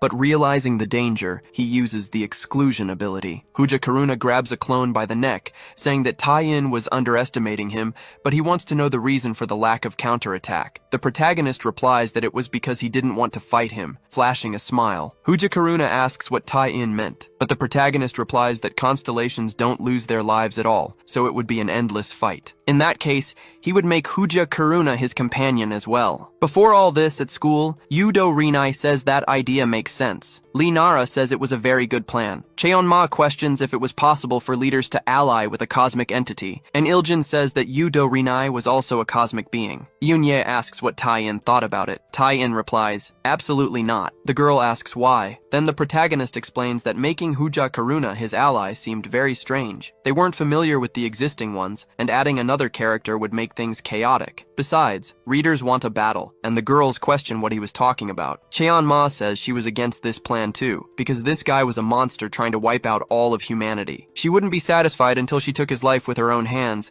but Yu Do-rinai says that won't happen. Humans can never take the lives of constellations. Lei Lila asks if Yu Do-rinai would fight for them, but Yu Do-rinai explains that combat between constellations was forbidden. But if the plan was to make Huja Karuna an ally, it would allow them to use his strength. Tai-in tries to say he still doesn't want to, but Nara says if he has a better idea, he just needs to tell them. The protagonist falls silent, trying to figure something out, but then says that in this case, he has no choice, asking Yu Do-rinai to tell him everything she knows about Huja Karuna. Back in the present, the protagonist says he wants him as an ally, because he heard that Huja Karuna's star was special from the moment it was born, but Huja Karuna punches Tai-in in the face. The protagonist uses Mirage Advance and says that Huja Karuna became envious of everything surrounding the stars, remembering people saying he was the brightest, even among all the stars that were born. At that time, Huja Karuna would become a constellation very quickly, but because of his innate nature, Huja Karuna asks who Tai-in thinks he is to judge him. The other stars say they don't want to associate with Huja Karuna, as he was vulgar and had a bad personality,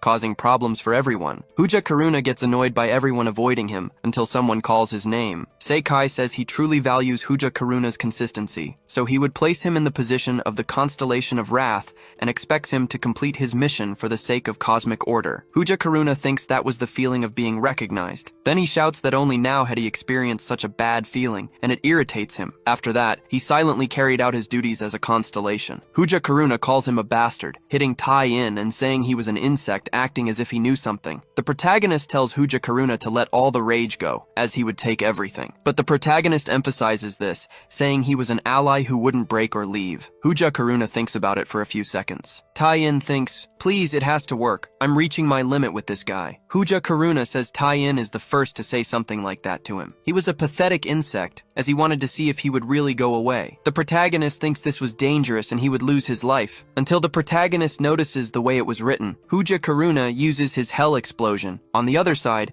Lei Lila strikes the multi-headed snake with her dagger. She gasps for breath as everyone in the group watches the serpent. Huja Karuna says it's been a long time since he unleashed so much rage. It was very refreshing now. The protagonist says he didn't need to thank him. Huja Karuna is impressed that the protagonist is alive. He wonders how the protagonist survived, since he had no cards left. Tai-in thinks that could be called the protagonist's plot armor. Then Tai-in says he was truly fine, and that Huja Karuna should know that, deep down, he was a good man. The constellation says Tai-in was talking as if he knew everything all this time. Tai-in explains that the constellation spread the rage virus to wipe out humanity. When Tai-in saw with his own eyes, people were just angry, not hurting each other, unlike how zombies fight in other stories. However, when those who weren't infected were attacked, that was how the rage virus spread into their bodies too. And then, the constellation finally understood that the source of his rage was the despair of finding someone who understood his frustration. The constellation tried not to burn others, enduring the frustration alone for an unimaginable time, and all of humanity understood him. That must have been truly very hard for the constellation. The constellation cursed himself before because of his innate personality, wondering why he was like that, with a feeling that overwhelmed him as he tried to live a normal life like everyone else. The constellation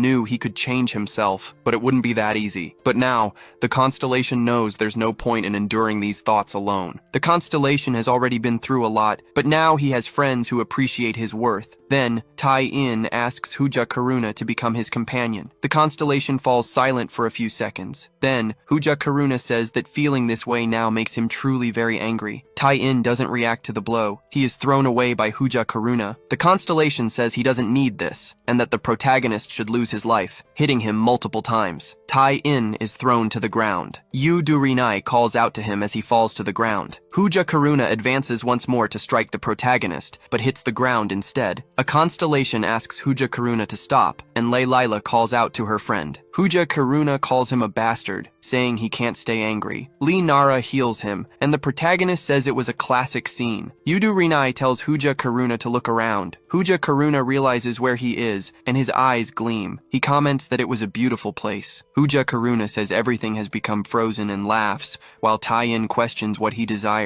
Tai-in asks if Huja Karuna would become his companion, and with that, extends his hand. Huja Karuna looks upwards. He comments that he would accept then. The protagonist says Huja Karuna made the right choice, and that he isn't a fan of the kind of story that had happened until then, but he was counting on Huja Karuna, until the protagonist notices he can't touch Huja Karuna, and the latter says he might not be able to join him after all. Yudo Rinai shouts, not understanding what was happening. Huja Karuna explains that, originally, constellations were supposed to disappear when they lost their reason for existence. Now that he no longer had a target for his rage, he was fading away. Taein questions what Huja Karuna was talking about, but the latter hands him the necklace, telling the protagonist to take it. That was Huja Karuna's artifact, the Amulet of Rage, an object that had condensed and stored his rage for countless years. This would surely be of help to the protagonist on his journey. The protagonist questions what Huja Karuna was talking about, as he needed to come with them. Huja Karuna then laughs, apologizing for having called the protagonist a worm all this time. He says he finally formed an unbreakable connection, only to disappear like this. Huja Karuna says he's very irritated by that. Tai-in calls Huja Karuna's name, but Yudo Rinai's sword strikes the protagonist's neck. The protagonist dodges, and Yudo Rinai says she shouldn't have let Huja Karuna live. The disappearance of a constellation was a collapse event that had never happened in the cosmic order. The balance calculated that the protagonist is a threat to the universe. The other group members shout for Rinai to wait a second. Yudo Rinai prepares to make her final cut, replying that she's very sorry, but someone grabs the sword, telling her to wait a second. Yudo Rinai recognizes him as the constellation of fun Omoshiroi. The protagonist thinks Omoshiroi was a super strong guy, with fox-like eyes. The girl asks what Omoshiroi was doing there, but he asks her to calm down and listen. Omoshiroi can't believe Tai-in was trying to make Huja Karuna his ally. He congratulates him for getting his hands on the Constellation of Wrath's artifact. More importantly, there was a decree from the King of Constellations. Tai-in questions what was said, waving his hand. The decree was to perform the divine ceremony of the human Bayon Tai-in. Yudo Rinai gets irritated by the news,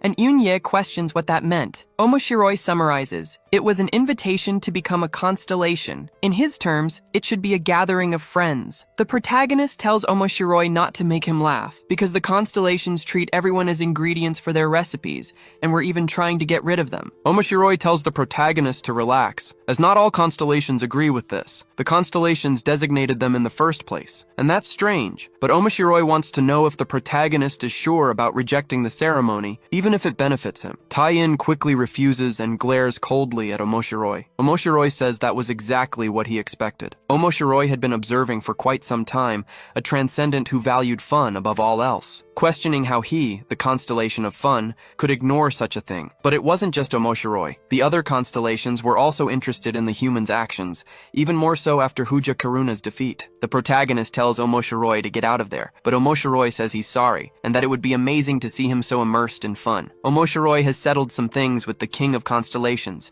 and will tell him that Bayon Tai-in refused the divine ceremony, but the protagonist should be prepared. From now on, all constellations, including the 12 houses of the zodiac, have become the protagonist's enemies. The protagonist asks about the houses of the zodiac, and Omoshiroi confirms. Omoshiroi explains that among the countless constellations, there were the brightest stars, designated by the King of Constellations. The 12 most advanced among them symbolize the constellations, and each has the power to destroy all life in the universe. The protagonist questions this, as 12 invincible beings would become his enemies. Omoshiroi says the protagonist can exclude one now, since the constellation of justice had already taken the protagonist's side. The protagonist asks if Yudo Rinai was one of the 12 houses of the zodiac. Yudo Rinai confirms, saying that before receiving the title of Constellation of Justice, her original name was Yudo Rinai of Libra. Currently, she is the 7th of the 12 houses. The protagonist says he has been accompanied by such an incredible person. That mark might be on all constellations, and Omoshiroi confirms, but the pattern is different among them. Omoshiroi says he saw them fighting Huja Karuna, and at at this rate, Yudo Rinai would soon lose her position as one of the 12 houses of the zodiac. Yudo Rinai says the position is not important to her. She only wants to preserve the order of the universe, and if she had to, she would give up the position. Omoshiroi comments that she doesn't even like jokes. The protagonist asks if Omoshiroi has anything else to say, and the constellation of fun wonders what the protagonist wants. Omoshiroi says that Tai-in is just like him, so the protagonist should entertain him, as Omoshiroi would also entertain him. Cheon-ma says he was waiting for an opponent like Omoshiroi. Cheon-ma advances with his demonic energy, saying he will take Omoshiroi's life. Omoshiroi asks Cheon-ma not to use such harsh words, because that was scaring Omoshiroi. Cheon-ma uses his strongest attack. Tae-in is surprised, and Omoshiroi asks if that's how it was done. Omoshiroi flicks Cheon-ma, which destroys that entire dimension. Luckily, Yudo Rinai manages to teleport them away, and the planet explodes. During the teleportation, Yudo Rinai asks if Cheon-ma is alright, because without Justice's protection, Cheon-ma would have lost his life. The girl replies that losing one's life fighting someone stronger would be fun. Omoshiroi appears during the teleportation, saying he completely agrees. He asks where everyone was going, because, as expected, humans are interesting. Omoshiroi asks why Tai-in was so angry, since he saved the protagonist's life earlier. The protagonist wonders if Omoshiroi would be able to withstand Huja Karuna's attack because of that. Omoshiroi says he protects fun, and for that reason, would protect the protagonist, making sure that the other constellations wouldn't gang up on him all at once. After all, he is Omoshiroi of Capricorn, the 10th of the 12 houses. And in addition, he whispers something into the protagonist's ear. Omoshiroi says that seems fun, and that he has high hopes for the protagonist. Then, he places a flute in his hand, warning him that if he wants to play with him, he just needs to play the flute, bidding farewell and saying he would see him later. The protagonist looks at the flute in his hand. Thus, they arrived on Earth, near the school. Eun-ye said that no matter how many times she did it, she still hadn't gotten used to it. The protagonist questioned the pace, as he hadn't even had time to take care of Huja Karuna. Yudo Rinai apologized for attacking the protagonist earlier. The protagonist told her not to worry, but Yudo Rinai replied that he had endured a great deal. Yudo Rinai had been arrogant to think she could judge on her own, and decided to return to the sanctuary for instructions. Meanwhile, Cheon-ma asked to revert to her original form, as she wished to train. Lee Nara questioned what the protagonist would do next. The protagonist began to ponder, and Iljin instructed everyone to look at a specific point. The group turned, observing the people's everyday lives. They were going about their professions. The protagonist commented that the rage virus was gone, and Iljin told him he had truly saved the world. Tai-in thought for a few seconds, and then declared that the group was disbanded. Iljin questioned this, and the protagonist stated that everyone could return to their normal lives. The protagonist said he still hadn't completed it on his own, despite the title. Hamburger questioned what he was talking about. The protagonist said he did everything by himself. Suddenly, the system screen appeared before him, and Iljin questioned why it had happened so abruptly. Tai-in was impressed that he could see it too. The system displayed an immense amount of text, and the protagonist declared that he didn't read messages longer than 4 lines. Then, the system warned that he would be penalized for eliminating Huja Karuna. The protagonist asked what kind of penalty it would be. He wanted to know if they would strip him of his powers or confine him in a special prison. Then, the system stated that the protagonist and his companions were under special surveillance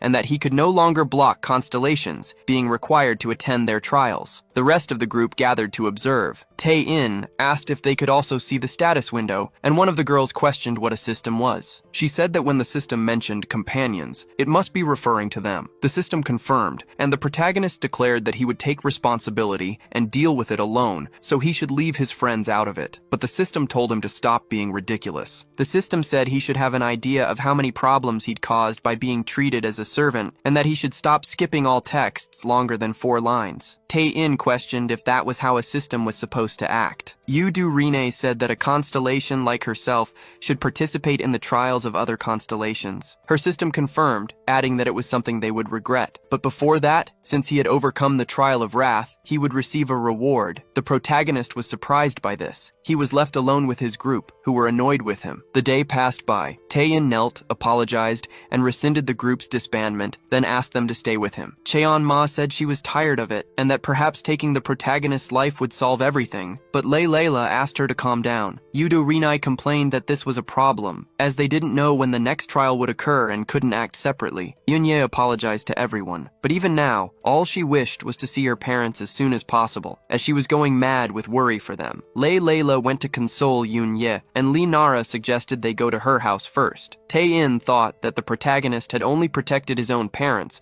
but hadn't considered those of the others and said that everyone should go there. He thought they deserved a little peace. At home, Yunye ran into her mother's arms. Yunye's mother thanked the gods that she was safe. The protagonist excused himself, and Yunye's mother called her husband, informing him that their daughter had returned. Then, Yunye's father appeared. He said there was chaos outside, and that it must have been the protagonist who kept his daughter safe. The protagonist said it was something like that, thinking it was a bit presumptuous, but Yunye's father simply thanked the protagonist. Tae-in explained what had happened. Yunye's father said it was hard to believe, but the protagonist was truly amazing for saving humanity. Yunye's father was very happy that she had a friend like the protagonist. The protagonist thought about it, and Lee Nara asked if it was alright to wear those clothes. Yunye confirmed, since she couldn't keep wearing the ones the pervert gave her. Layla questioned if the factory from that era was so clean and durable, while Rinai didn't understand the concept of clothes. The protagonist asked if the clothes he made were bad. Yunye said that at least they fit their sizes and asked if Cheon-ma really didn't want to wear them, but Cheon-ma replied that he would rather go to hell than wear those clothes. Yunye's mother said the food was ready and asked her daughter to take it out of the oven. The food was brought to the table,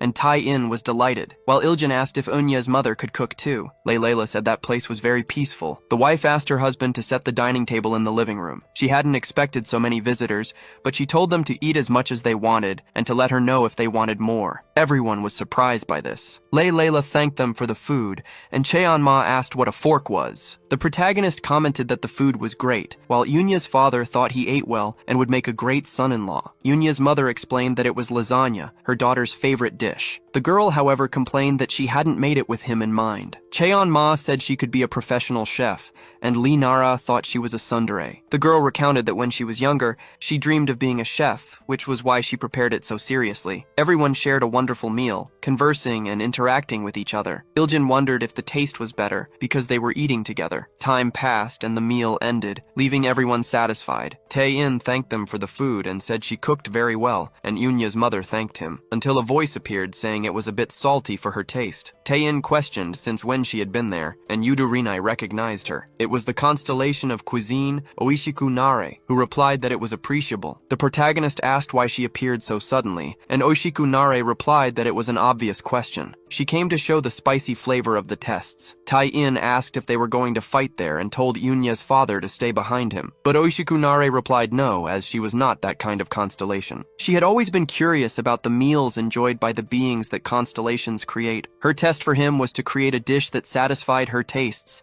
using ingredients he himself would have to find and cook. Tae-in asked about having another test, and why he should do that. Oishiku Nare replied that he should consider himself lucky, for if it weren't for the suggestion of Omoshiroi, the constellation of fun, he and all of humanity would be wiped out. If he failed her test, or the others came, the end of humanity would be inevitable. So, she would give him a week to prepare, and he could notify her through the system when he was ready, bidding farewell afterward. She vanished from the room. Eunye's mother asked what that had been, and the girl questioned why she had to cook for constellations. The protagonist thought that wasn't something his powers could do, until he realized something immediately afterward. He informed Eunye's father and mother that they would be leaving again to save the world. The father said he was counting on him for the future of humanity and his daughter. The girl yelled at her father for saying that. Elsewhere, Eunye asked what the plan was now. Tae-in remembered when he had summoned Layla, and Eunye also remembered. Then, the protagonist said he would summon someone who fit the conditions within his dimension. In the meantime, they could go to such a dimension. The girl asked what that was supposed to mean. The protagonist explained that he would teleport everyone to a dimension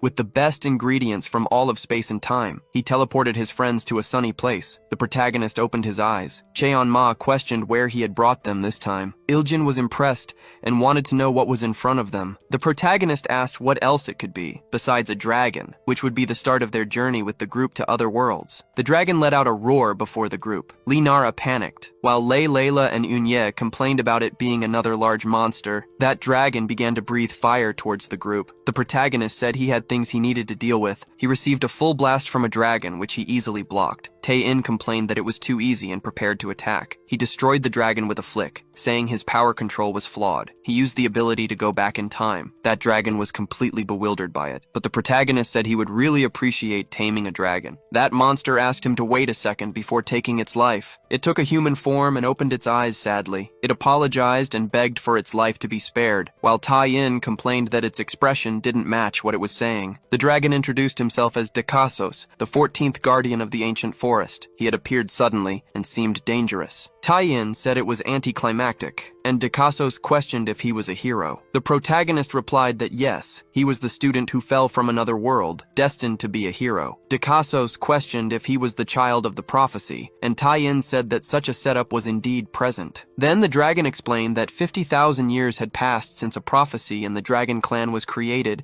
and passed down through generations. 5 days later, 2 moons would converge. 7 strangers would arrive at the Pillar of Light, but there were only 6 of them. The protagonist said he understood, so basically they were supposed to do that and save the world from the Demon King. Dekasos remarked that he seemed to know the prophecy's content. Tai-in told him to forget that and asked what the most delicious thing in the world was. The dragon was utterly bewildered. The day passed. The protagonist summarized that this continent, Aogeogony, had 4 great delicacies: a legendary flower from the world tree, which blooms once every 1,000 years. Eating it fills one with vitality for 10 years. The spines of a lava sea urchin, a creature that emerged from the wars of the past. Dragon eggs, considered the best fantasy ingredient of all, and the meat from the hidden leg of the paradise rabbit. These were the 4 ingredients. Tai-in asked if Dekasos, being a dragon, could give his eggs. Dekasos replied that he was very rude. The protagonist asked why they didn't just summon all of them there now. He began the magic to create all the ingredients. However, Dekasos stopped him. Dekasos said he couldn't summon those things there and now. Tai-in argued that they were just ingredients. The dragon explained that the lava sea urchin lived in the underworld cavern beneath the Demon King's castle and survived under immense lava pressure. If he were to summon such a creature to a different place, the pressure difference would cause an instant explosion. The protagonist then asked about summoning the other ingredients. Dekasos replied that they were called rare for a reason. The world tree hadn't bloomed in over 30 years. The paradise rabbit was hunted for its unique flavor and was now extinct. Furthermore, Dekasos would never give his eggs. Tai-in told Dekasos to calm down. The dragon asked why they were looking for these things in the first place,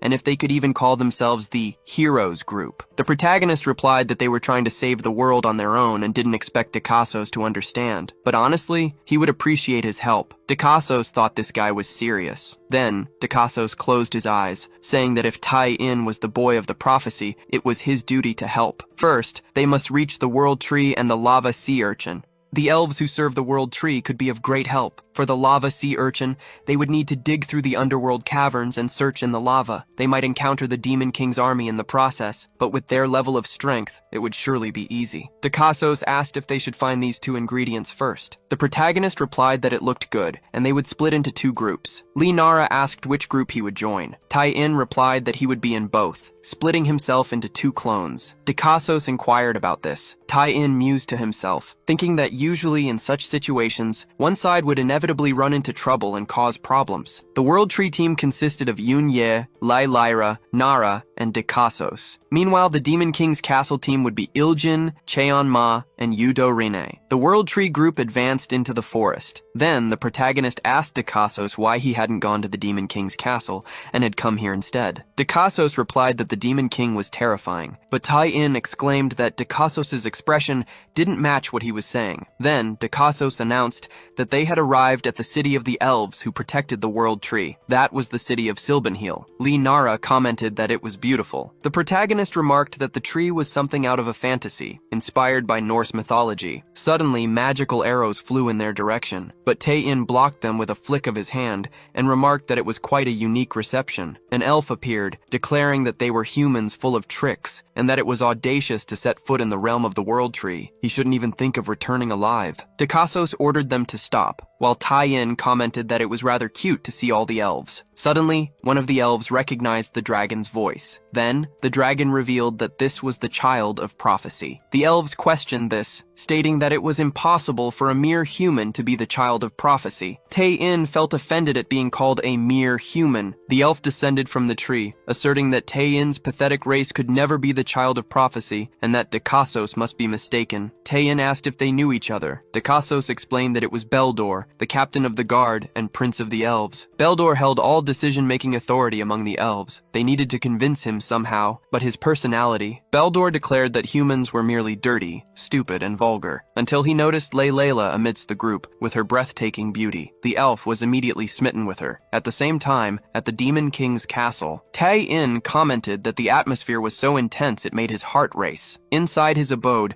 the Demon King observed them. He remarked that this was quite interesting. Back in Silbenheel, the elves served food to the group. Nara thanked them for the meal. Taein asked if this was what they called a dessert stomach. Layla inquired what fruit it was, as it was delicious. Beldor explained that it was a crispy feather, and was pleased that she enjoyed it. Dakasos remarked that even the hostile Beldor was treating humans this way, and that this moment would surely go down in history. The elf prince inquired if Layla was searching for something, as the elves would do their utmost to assist the woman of prophecy. Taein thanked the elf prince, taking his hand, for they were there to find the world tree flower. Beldor ordered Taein to remove his filthy hands. Taein bristled, and Nara tried to calm him. Beldor explained that if it was the world tree flower they sought, there were none left, and another wouldn't bloom for 30 years. Layla questioned if there truly was no other way. Taein stated that if he were to intervene with the world tree, it might be possible. The elves draw their weapons upon hearing this. Dakasos orders them to lower their weapons, and the elves ask if they are there to plunder the tree. The dragon warns Taein that this is a symbol of faith, and he should mind his words. Taein apologizes, but with his world being destroyed, without this, he would be helpless. Beldor questions if he is the hero of the prophecy, and Layla pleads, wanting to know if there truly is no other way. The elves are captivated by Layla's beauty. Beldor fakes a cough to change the mood, announcing that their great sage, the Elder, must know something. Upon meeting the old man, he says that they have already eaten all the flowers from the world tree. It bloomed over 1,000 years ago, and he wants to know how Taein expects to find it now. But they should wait a moment, for perhaps if they live another 30 years, they might be able to see it bloom. Taein questions if that wasn't possible, and Nara reminds him that Oisich Nare gave them a 1-week deadline. The old man recounts that when he was young, he had the chance to drink tea made from the world tree's petals, and after 700 years, he still remembers the taste. It was a divine flavor, as if the forest of vitality had blessed him, and he imagined how fresh a flower must have been, questioning if humans were envious of it. Yunye questions if the elder truly is the wisest elf, but Therionel says they shouldn't even think about approaching the tree, as they don't even know if they are the chosen ones. The elder says his staff is made from a branch of the world tree. Taein should take a good look before leaving, and if he's alive in 30 years, he's free to visit. Beldor says that, as expected of the elder, he was the one who taught them how to do this, and Dakasos complains that it wasn't an achievement. The old man questions if Taein has never seen something like this. Taein simply snatches the staff from the old man's hand. Beldor questions what Taein was doing, and Yunye says he can't just steal a staff like that. Taein activates the lightning growth skill. Suddenly, that staff begins to bloom. Dakasos wonders why this was happening, and Taein says that since they love the world tree so much, it would be good for them to have another one of the same size. Tamuriel asks how this is possible, and Taein says that it blooms only once every 1,000 years, with several flowers atop the tree. The elves rejoice that this has happened, glorifying the hero of the prophecy for saving their race. Taein says that skipping 6,000 years is one thing, but 1,000 years was nothing special. Tamuriel falls to the ground and says that this was legendary. At that moment, he witnessed a miracle from the gods, with Taein announcing that they had obtained the world tree's seed, wanting to know how the Demon King's team was faring. On the other side, Kim Iljin destroys a demon with his charge. That demon comments that it was unbelievable, as the fourth heavenly king, Barotulanel, was defeated by someone like him, while Kim Iljin says it was disappointing to be the Demon King's gatekeeper. Taein comments that Kim Iljin truly was charismatic,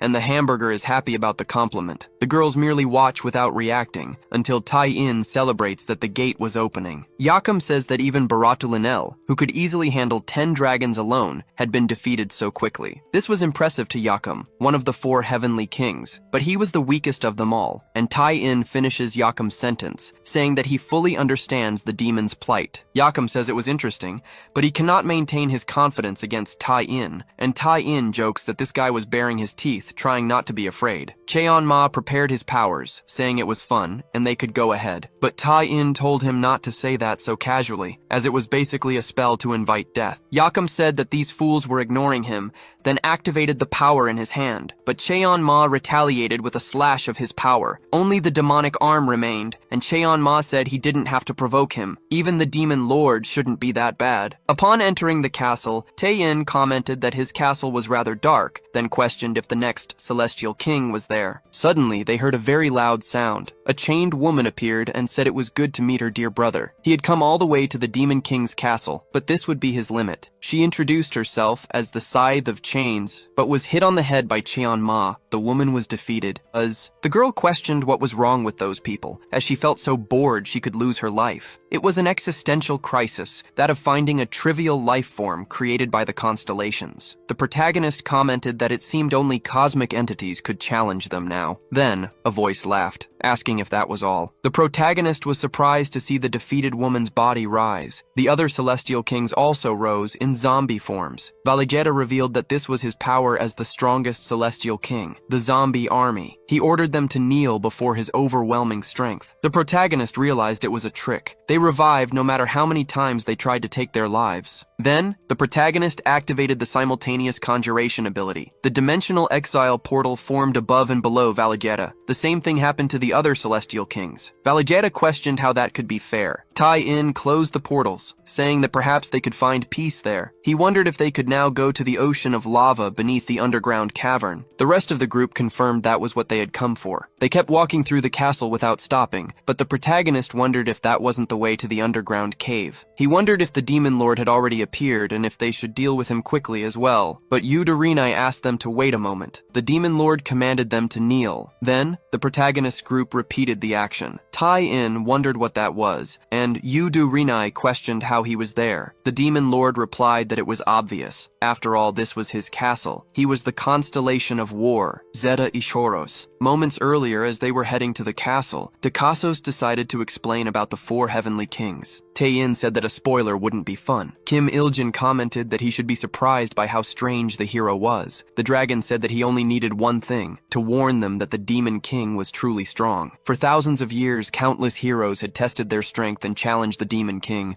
but none of them had defeated him. Besides being strong, for some reason, he didn't personally attack the human realm. Tai-in commented that they were always like that, but it was fine, as he would deal with it somehow. Back in the present, the protagonist was kneeling on the ground. Tai-in questioned how Yudorinai knew him. The girl explained that he was the strongest constellation, who ended the ancient constellation wars with combat power alone, and secured a position among the 12. He was the one who caused the creation of the law that prohibits combat between constellations. The protagonist questioned why someone like that was playing Demon King. Zeta replied that it was simply because he loved war. But thanks to the decision of the Constellation Council, he couldn't participate in wars directly. So, he created a planet where countless factions were in an endless conflict. Watching the life forms he created go to war, he was truly satisfied. Furthermore, among the life forms that endured the trials of war, he was able to harvest negentropy stronger than that found in any other dimension. So, he declared himself the Demon King and created that dimension. Tai-in questioned if he threatened lives in that manner as well, declaring he would get rid of him as he rose to his feet. Zeta said that he could defy his orders. The reward for overcoming Huja Karuna's test was that Ascension Level 2 had been unlocked. The protagonist activated his Divine Verdict skill, and Yudorinai cried out that it was too much. Dozens of angels advanced towards Zeta, but he simply transformed his weapon into a shield. Thus, he managed to defend against the blows, while Zeta questioned if that was the strongest skill of the light attribute. That had certainly been impressive, as it destroyed the rest of the world. Then he commanded his weapon to transform into a halberd,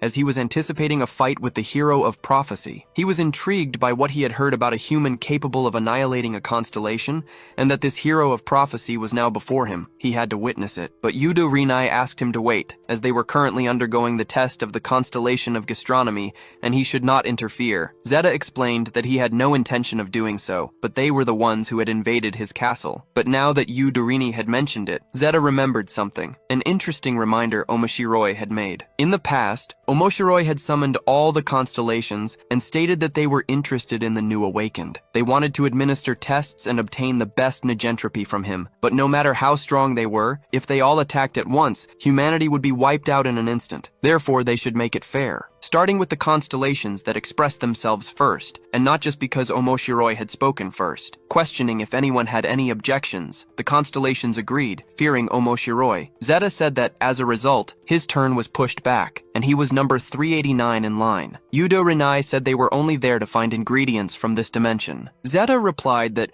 as the master of the dimension, he could create anything, so they just needed to speak up. The two exchanged glances. The protagonist asked for lava sea thorns, and Zeta questioned how many they needed. Tae-in asked for as many as possible, and the constellation accepted. Zeta created dozens of lava sea thorns. He questioned if they needed anything else. Tae-in asked if Zeta also had dragon eggs and paradise rabbits. Dozens of them were created in front of the group. Tae-in wondered what kind of cheat this was, but Zeta told him to hurry and complete the tests so they could face each other properly. The protagonist thought for a few seconds, and then a smile spread across his face as he agreed. He said he would return someday to propose a duel, while Kim Il-jin commented that the Demon King was truly very kind. Zeta told him not to lose his life, but Tae-in asked Zeta to just wait. Back in the land of the elves, the protagonist commented that he was angry. To think he had only just discovered something so delicious made him furious, and the others also cried as they ate the flowers. Lei Lila said it was so good raw, and tried to imagine how it would taste if prepared properly, until the other group arrived there. They asked what that was, and Picasso said they should be extinct. Tae-in's clone questioned if the original had gotten them all at once, wanting to know where he had found one of these. Then, the clone greeted the original Tae-in. Picasso's commented that so many rare ingredients were gathered in the same place. He wanted to know if Tae-in had really defeated the Demon Lord, and Themuriel commented that it was to be expected from the hero of prophecy. Cheon-ma cried as she ate the world tree flower,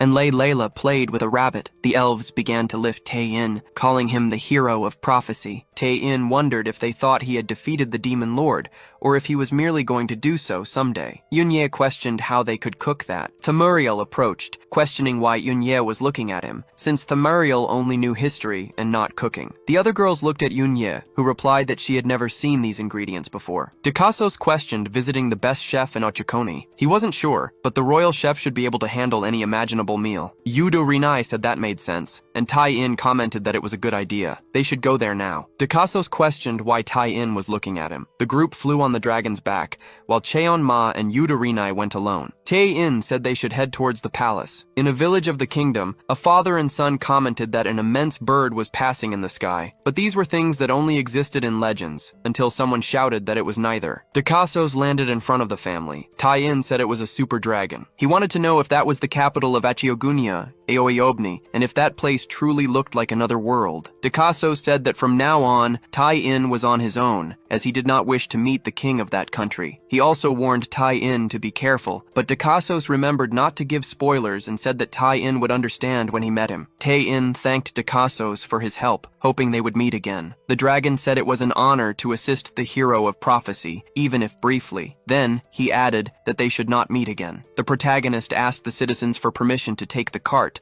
while the young man told them to take whatever they wanted. They walked through the city as Kim Il-jin announced the hero's party was passing by. Lei Lila complained that everyone was staring at them, but someone stopped the group, calling out to them and demanding they hand over everything they had. The protagonist remarked that this was a classic scenario, while Lee Nara added that they were just some bandits trying to pick a fight with the hero's party. The bandits questioned what they were talking about and demanded they hand over everything they had immediately. Then, a bandit with an axe said that Lei Layla was very beautiful. Another bandit said he liked Cheon-ma, but she looked at him as if she would take his life. The protagonist told them not to take lives. The bandit questioned what he was talking about until Cheon-ma's attack approached. She dealt with the entire group with extreme ease. She commented that perhaps she should give up everything and reincarnate. The people commented that they dealt with the entire gang with a single move, and that it must indeed be the hero of prophecy. They shouted and glorified the group as they passed. Tae-in said they should release a portion of the world tree's flowers. The people continued to glorify the protagonist for this. At the royal castle, a servant called His Majesty, informing him that a self-proclaimed hero of prophecy was requesting an audience. The king picked up a chicken leg and said that this was ridiculous, and that he should send them away. The servant said that they had brought the 4 great delicacies of the world. Then Tom changed his mind, stating that in that case, he should let them in immediately. Tae-in entered the room, asking for permission. Tom laughed and questioned what brought him there. The protagonist explained that he would like to have the royal head chef for a short time, noting that the king had the demeanor of an evil ruler. Tom salivated as he said that in return, the protagonist must give him all 4 great delicacies he had just brought. The protagonist questioned how he would do that, as it was a bit difficult. Tom said that the protagonist was refusing a royal order and called his guards, even as his servant tried to argue. He simply ordered silence. The guards positioned themselves in front of the king. Tom ordered them to take the protagonist's life and enslave all the women. The soldiers prepared under the king's command. Tae-in said it was no wonder the streets were full of bandits and starving children, with such a truly disorganized country. But it was enough, and he called upon the celestial demon, instructing her only not to take their lives. Cheon-ma broke into a smile. The soldiers advanced towards the protagonist. The protagonist commented that they had chosen the wrong person to serve. With that, Cheon-ma advanced and decimated everyone, giving them no time to react. Tom wondered how she had dealt with all the elite knights. The protagonist apologized for the commotion, but since the situation had come to this, it would be better if they took the throne. He then placed the crown on Kim Il-jin. Tom begged for his life to be spared,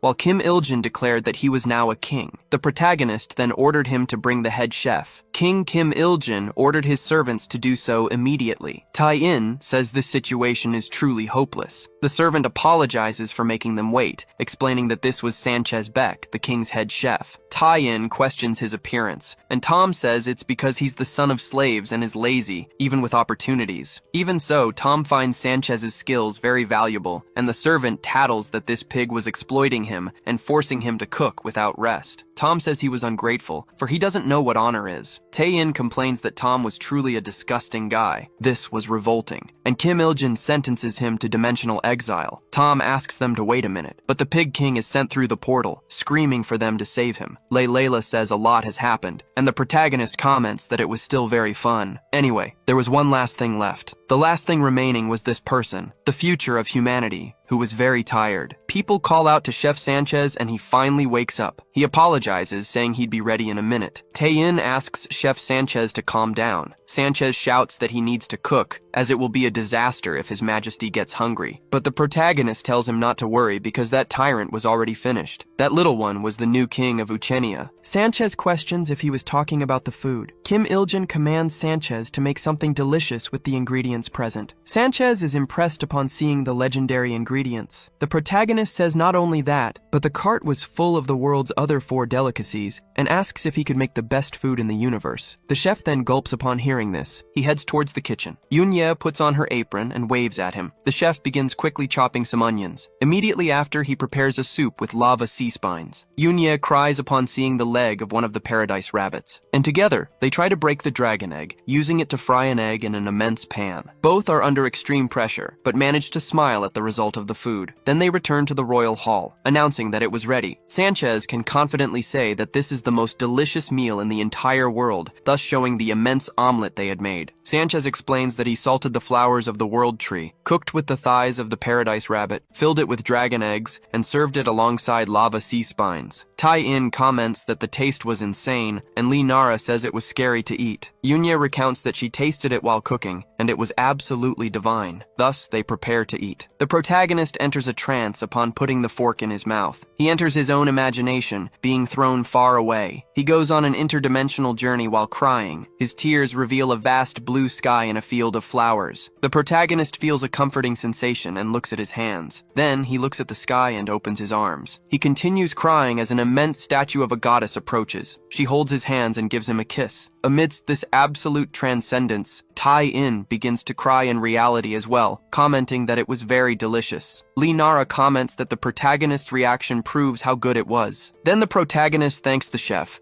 for now they would be able to challenge Oishiku Nare in the correct way. Sanchez says he was grateful to the heroes who saved him and his country, and hopes they succeed in the test they had mentioned. The protagonist creates a bed for Sanchez to sleep in, then questions if everyone was ready to leave. He informs the system that they are ready to finalize Oishiku Nare's test. The system understands and begins to move them to the gourmet constellation dimension. Tai-in says he was counting on the cook, and Yunya simply agrees with him. They are teleported, but the protagonist wonders why it was so dark, to the point of not being able to see anything. Yunya says she was scared, but the protagonist conjures a light. Oishiku Nare says she was impressed that he had prepared so quickly. Regarding the test she proposed, it was just to eat the food he had made, but that would be easily done. So, with Omoshiroi's warning, she prepared something a little different, welcoming them to the gourmet cooking competition. Nara questions this, and the protagonist complains that it was Omoshiroi's doing. Oishiku Nare asks if they remember the original conditions of the test. It was to make a meal that would satisfy her, but they would have to gather the ingredients and cook by themselves.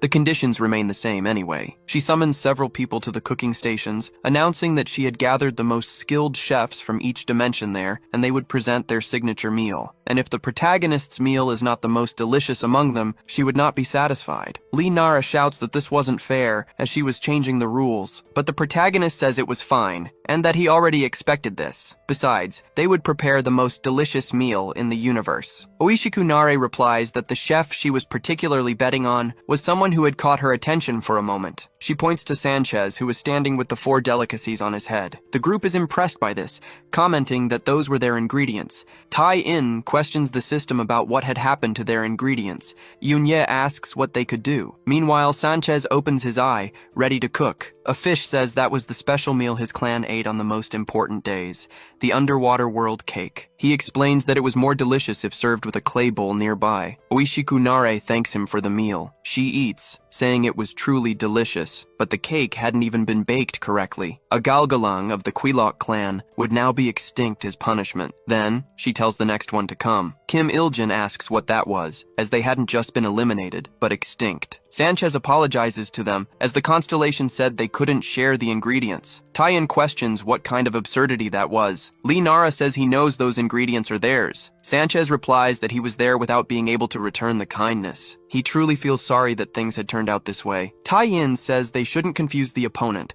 as it was Oishiku Nare who put them in this situation. He calls out to the constellation with a shout, because if she took all their ingredients, they couldn't do anything. Oishiku Nare replies that he wasn't prepared. In that case, she would give them a little more time to gather the ingredients again. She would judge the meals when they were complete, and he should do his best. Yunya asks about summoning ingredients again, but Oishiku Nare replies that she would only accept ingredients gathered by them. Summoning or copying ingredients with magic was cheating. Yunya complains that it was ridiculous, and Nara asks what they should do. She asks about using the time reversal ability, but the protagonist explains that constellations are not affected by space-time distortions. At that moment, a strange idea pops into the protagonist's head. He thanks the narrator for it. Then he announces that everything would be fine, as he had an idea. Oishiku Nare says she was looking forward to the next meal. The protagonist comments that it was good to crush everything by force sometimes, but it was also fun to overcome obstacles with risky moves. Then he has a question for Yudo Rinai. A chef presents a meal to Oishiku Nare, heated xenon ore, but she continues to extinguish all the chefs whose meals she hated without even caring. She wonders if there would be no delicious meal. Then, she says that Chef Sanchez seemed to have just finished cooking. Oishiku Nare asks what it was, as it looked like dragon eggs. Sanchez says it was the most delicious omelet in the world. The constellation replies that it was a lot of confidence to say that. Sanchez says he was only able to prepare the meal thanks to the efforts of the heroes present. Oishiku Nare ignores that and brings the fork to her mouth. She smiles, saying it was perfect, and admits it was truly the most delicious food in the world. It seemed they had a strong contender for victory. The other chefs are surprised that he was spared. Oishiku Nare says he truly brought out all the natural flavors of the ingredients and wonders where he had found them. But Sanchez replies that he gives up on that competition. This food was not made with the ingredients he brought, and he cannot proceed with a clear conscience. Oishiku Nare says, in that case, was he saying he preferred to be extinguished? Tai-in asks what she was talking about, as those were their ingredients. No matter how delicious the meal was, they would win anyway. Sanchez tries to argue, but Oishiku Nare replies that it was getting really interesting. As the gourmet constellation, it made no sense to extinguish such a good chef. The competition ends, and the chefs advance. Oishiku Nare says that out of 100 participating teams, only 8 had passed her judgment, and what remained were the representatives of humanity. Oishiku Nare asks what had happened, as they hadn't even started cooking. Tai-in says they had already completed all the test conditions. The constellation asks if he was trying to bluff now. Even if he was afraid of being extinguished, that was very disappointing. Tai-in asks if she was truly the gourmet constellation. Oshiku-nare asks why that all of a sudden. Tai-in wanted to know how prepared she was to eat delicious food. Oshiku-nare replied that gourmet cuisine was her reason for living, and he was doubting that. She needed more than a simple extinction, and would teach a harsher lesson. She would hunt all of humanity, cook them, and eat them until extinction. Yodu Rinai questioned what the pervert was thinking, and Tai-in called out to the constellation, for she had never tasted the meal they prepared. There was a condition to taste their meal. She had to give up being a constellation and become human. Oshiku-nare questioned what he was talking about. Tai-in replied that he had confirmed with Yodu Rinai earlier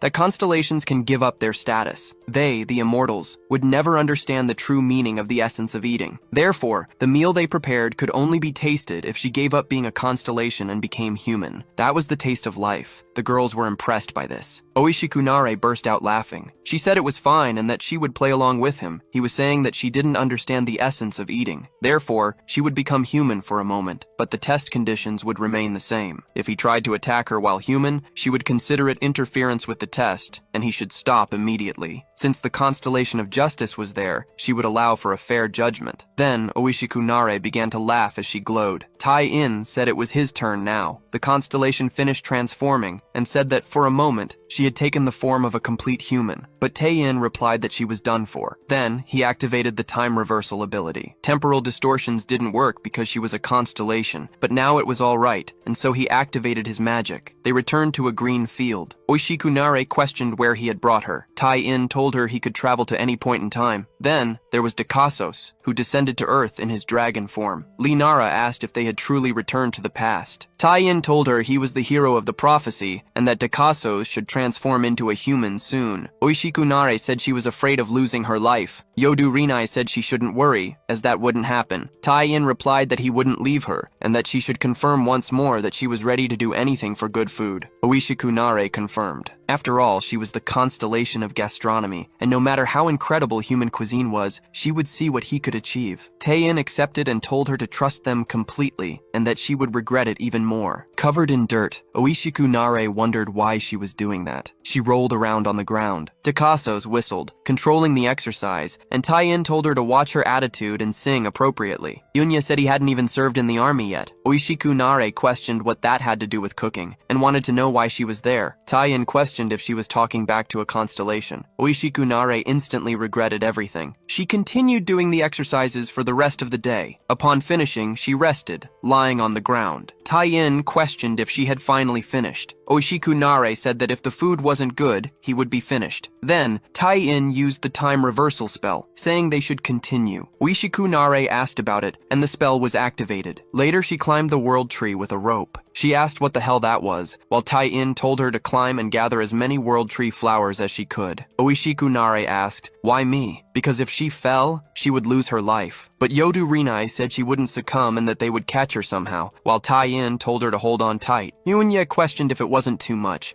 but Cheon-ma said she was satisfied. Tai-in commented that it would take all day. As time passed, Oshiku-nare finally managed to grab a flower. She heard the elder say it was delicious beyond words. She approached to taste it, but Tai-in took it from her hand, saying they needed those for cooking. Oshiku-nare threatened to take his life, but Yodu Rinai replied that it wouldn't be possible, as breaking the test rules was forbidden. Then, they needed to go to the kitchen. In the Demon King's castle, Zeta burst out laughing. He commented that it was a ridiculous sight to see Oshiku-nare as a human now. Oshiku-nare questioned why the constellation of war was there, and the protagonist calmed her, saying they would ask politely now. Oshiku-nare asked about the situation, and the protagonist revealed that the ingredients she stole belonged to Zeta. The protagonist said they must finish the test and deal with that fool, as he seemed eager for a fight. Oshiku-nare accepted and asked for the ingredients to be delivered. Zeta began to create several rabbits, eggs, and thorns. Tai-in said that now that they had gathered everything, they needed to cook. Oshiku-nare thought it was finally time. They needed to finish this otherworld episode. Everyone is teleported to another location. Zeta comments that as a demon king, he was bored. In the king's castle, a scream is heard. Tae-in defeats the guards and comments that he didn't expect to see that fellow twice in the same day. Tom begs for his life to be spared. In any case, the protagonist activates his dimensional exile and sends him away again. He says he will leave the rest to Yoon-ye, and she accepts. Sanchez was resting in his room. Onya tries to wake him,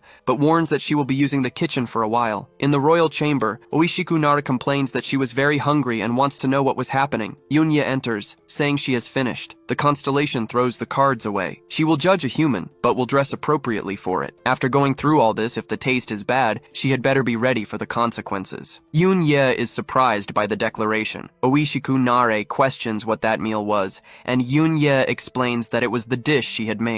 Opening the lid, she reveals the most delicious lasagna in the world. She had tested all the ingredients, and the lasagna would be the best, but at this point, Oishiku-nara couldn't hear anything else. For the first time, she experienced a primal instinct of extreme hunger. She realized that the best meal she could make would be the one that satisfied her hunger. And this would be another unprecedented disruption in the order of the universe. Oishiku-nara cries as she tastes the food. Sanchez watches the scene from afar and becomes completely smitten. Tae-in asks about the taste. Oishiku-nara says she regrets it and that it was the first time the constellation of gastronomy had felt this way. It was made with the same ingredients as the omelet she tasted before, but every cell in her body was enjoying the food. So it was a true meal, and she couldn't deny it, as it truly was the best. Yunya asks about the test, and Oishiku-nara confirms. They had passed. The group celebrates their success. Yunya asks if the protagonist knew this would happen from the beginning. Tae-in denies it, saying it was a gamble, but he thought developing the others would be more interesting, so he created the flow in the best way possible. Yunya asks what he meant, and the protagonist replies that it was only possible thanks to her. That food she made at her house was truly delicious. Her culinary skills gave him the confidence to believe in her, and Yunya blushes. She replies that it was clear he should be grateful. The system announces that he has completed the constellation of gastronomy's test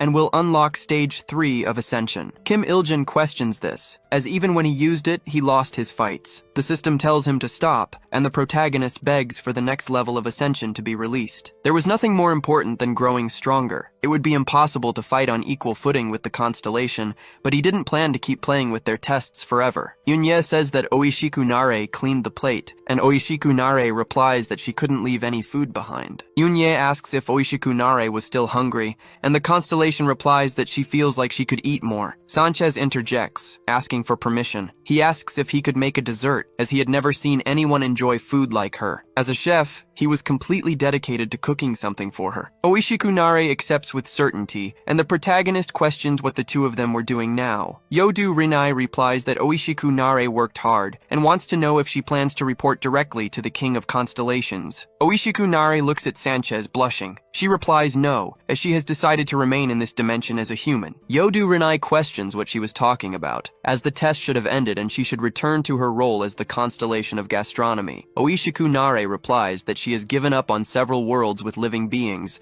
and needs to rethink the meaning of cooking. The constellation of justice says that this would break the balance of the universe, but Oishiku-nara replies that she has already made her decision. Then she approaches Yunya and tells her to take it, as it was her artifact, the immaculate cutlery. Yunya asks if it was alright to accept that. Oishiku-nara replies to think of it as gratitude for the delicious food. Then Yunya asks what she should do with it, and the protagonist says he hadn't seen such things, but they were certainly interesting. Yodu Rinai thinks that, with the destruction of the constellation of wrath and the constellation of gastronomy giving up her title, she wonders how much change this human would bring to the universe. Onye says they should probably share it, but she really didn't know how to use it. Cheon-ma comments on the fork, while Layla speaks of a constellation's knife. Thus, only the golden spoon remains for her. Tai-in says she keeps it, as she needs to become stronger. Kim Il-jin calls Oishiku-nara Madam. He takes off his crown and warns that if she were to stay there, it would be good for her to become the queen of the country. Earlier, when she was hungry after everything,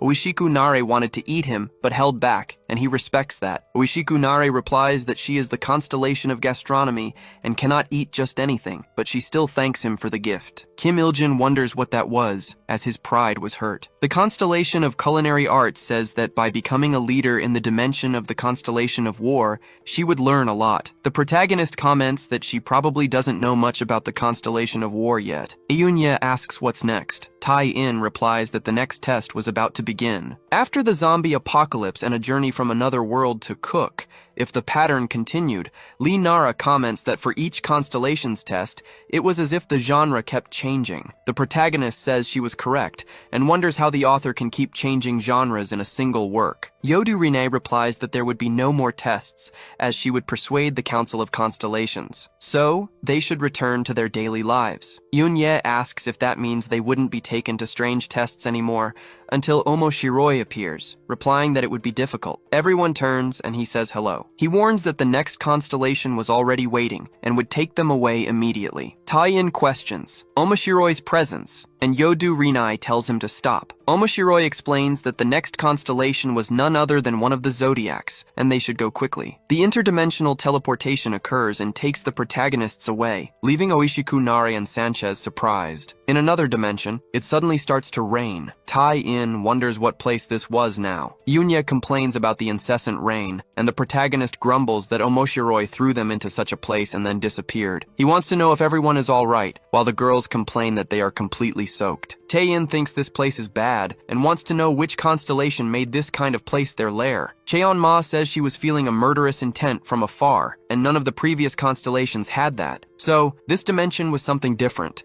until a voice from below says it wasn't of that level. In any case, to overcome her test, she emerges from the waters, warning that it was impossible. Yodu Rinai complains that it was the constellation of despair, and the protagonist shouts that it was impossible. The girl asks to be heard, as this group can no longer endure tests. But the constellation of despair replies that it was impossible. No matter what they say, she wouldn't change her mind. The Council of Constellations keeps saying that she overrides the tests, and this means they want him to grow, even by going through extremes. It was impossible to expect so much. The latent negentropy in him was definitely of a quality never before seen, and she wants to consume it. Then, she begins to sink the protagonist into the swamp. Layla asks since when that happened, and Yoon-ye complains that it had already reached her thighs. The constellation of despair says that they must fall into despair and lose their lives in her test, and that was her condition. The protagonist questions if she thinks things will be that way. An explosion occurs next. Tae-in calls out to her and asks what is wrong with the constellations, as they created them and now want to take their lives. He really doesn't like her and thus activates stage 3 of Ascension. He warns that he considered having her as an ally, since her design is decent, but he should forget that. Then, he prepares his magic. However, the constellation of despair blocks the blow with her palm. She warns that it was impossible and cannot allow such dangerous actions in her domain. The protagonist thinks that this incredible power and speed were the combat power of one of the 12 houses. The constellation of despair's power was on a completely different level than what Tai-in faced with Yodu Rinai. She truly wanted to take his life, without giving him a chance. But Tae-in also had his tricks. He activated the artifact of the constellation of wrath, warning that he had grown since last time. A berserker punch from Tae-in struck the constellation's guard. She was repelled far away, and a stellar explosion occurred. Tae-in commented that now in stage 3, he could control the power of the amulet of wrath. The constellation of despair complained that this was impossible, wanting to know how a mere human possessed that level of power. Tai-in thought it was possible,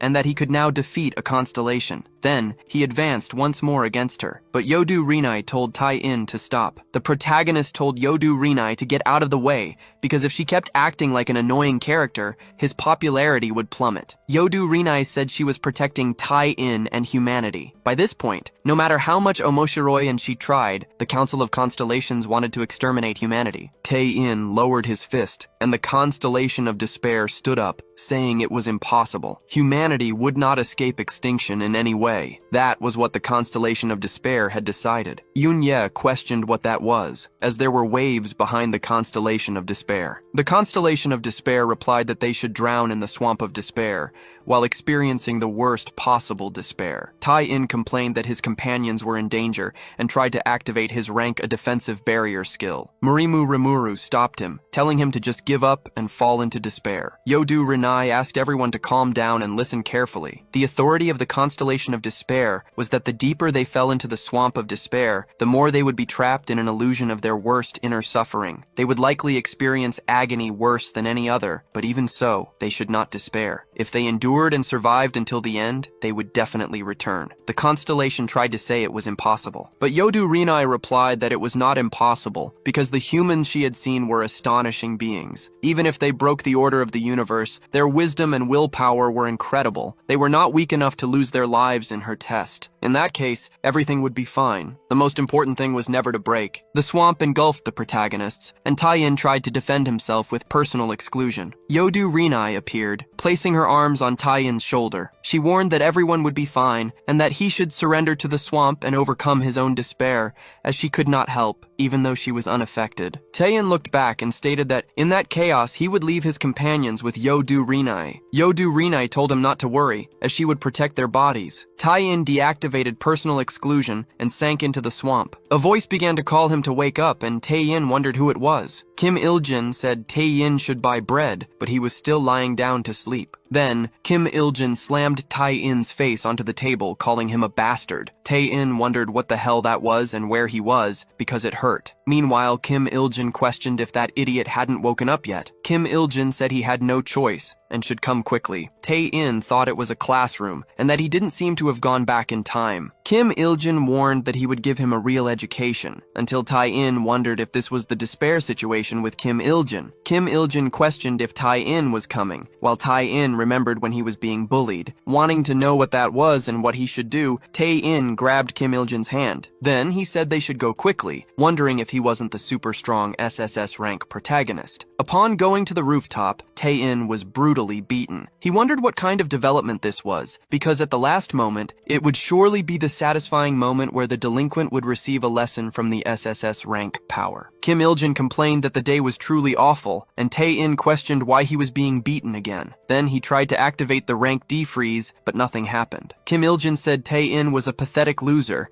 and Taein thought that even the weakest skill wouldn't activate. Without the Amulet of Fury or Ascension unlocked, this was truly bad. Kim Il-jin hit his stomach. It was a situation where despair was his only option. Kim Il-jin said he couldn't even clean shoes properly. Kim Il-jin threatened that if he didn't bring that before the break ended, he would lose his life. Taein thought he should be able to destroy planets with a snap of his fingers. This was definitely a fictional world in his head, but it felt so real. He wanted to know if the others would also go through situations like that. Kim Il-jin wasn't originally this cruel. Taein rose from the dirty water, thinking that this was like hell, where he was sinking into despair. Taein turned around. His battle instincts as a hero who saved the world still remained. He advanced with a punch, but it didn't even hurt Kim Il-jin. Taein became scared and screamed as he was grabbed by his shirt. Taein, beaten to the point of being unrecognizable, thought Kim Il-jin was asking to be turned back into a hamburger bun. Taein couldn't summon his status window or use his skills. If he kept getting beaten, he would fall into despair and needed to learn how to fight. Learning to fight by himself was not an option. He needed someone to teach him. Taein remembered Jo Eun-ye, who had incredible athletic ability. Even if he didn't learn to fight, he could learn to develop his physical abilities. He decided to visit Eun-ye's class during the break. Taein's nose wouldn't stop bleeding, and it was embarrassing for Eun-ye to see him like this. Then Taein noticed Kim Il-jin talking to her. Kim Il-jin said he would pay for everything, and that she shouldn't feel pressured. Eun-ye rejected him and told him to leave her alone. Kim Il-jin placed his hand on Eun-ye's shoulder, saying he didn't want her to play hard to get. Eun-ye pushed him away,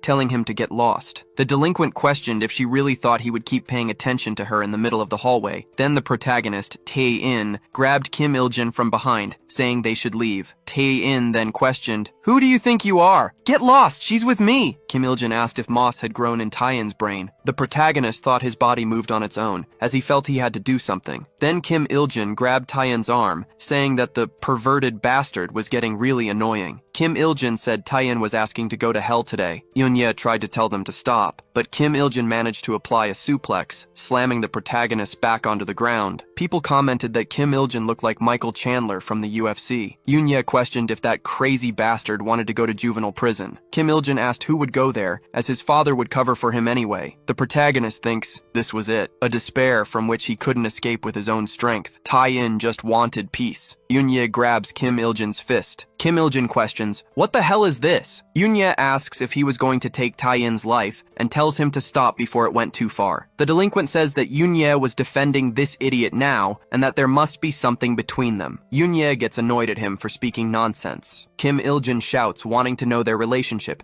and grabs Eun-ye's hand. Eun-ye looks coldly at Kim Il-jin. She twists her other arm, freeing her hand from Kim Il-jin's grip. Kim Il-jin falls to the ground with his arm twisted, and Eun-ye starts hitting his face non-stop. The protagonist, Tae-in, watches Eun-ye defeat the bully. Tae-in thinks that was completely incredible. Eun-ye approaches, calling Tae-in a pervert. She asks if he was okay, especially his nape. The protagonist sits up, saying that everything was fine. Eun-ye asks why Tae-in stepped forward, as she could have handled the situation herself. The protagonist just wants to know if Eun-ye is good at fighting. Eun-ye explains that when she was younger, she watched Special Forces videos and found them cool. She started training seriously to be a soldier. Anyway, even if Tae-in says he's fine, a strong blow to the nape can be serious. Eun-ye asks if he could stand up, as they should go to the infirmary together. The protagonist extends his hand to Eun-ye. Just as Tae-in's fingers get close to touching Eun-ye's, Kim Il-jin stands up, appearing behind her. Kim Il-jin then questions what kind of relationship the two of them had. He asks if Eun-ye thought she could get away with it just because she was a girl, but Eun-ye denies it. The protagonist thinks that even if it wasn't the reality, Kim Il-jin wouldn't go so far as to hit Eun-ye. Kim Il-jin lunges forward with his fist to strike Eun-ye. Eun-ye was ready to counter the blow, but Lee Nara interrupts, shouting that the teacher was coming. Kim Il-jin stops before attacking and complains. He says that the pervert would go to hell after school. Then Kim Il-jin spits on Tae-in's hair,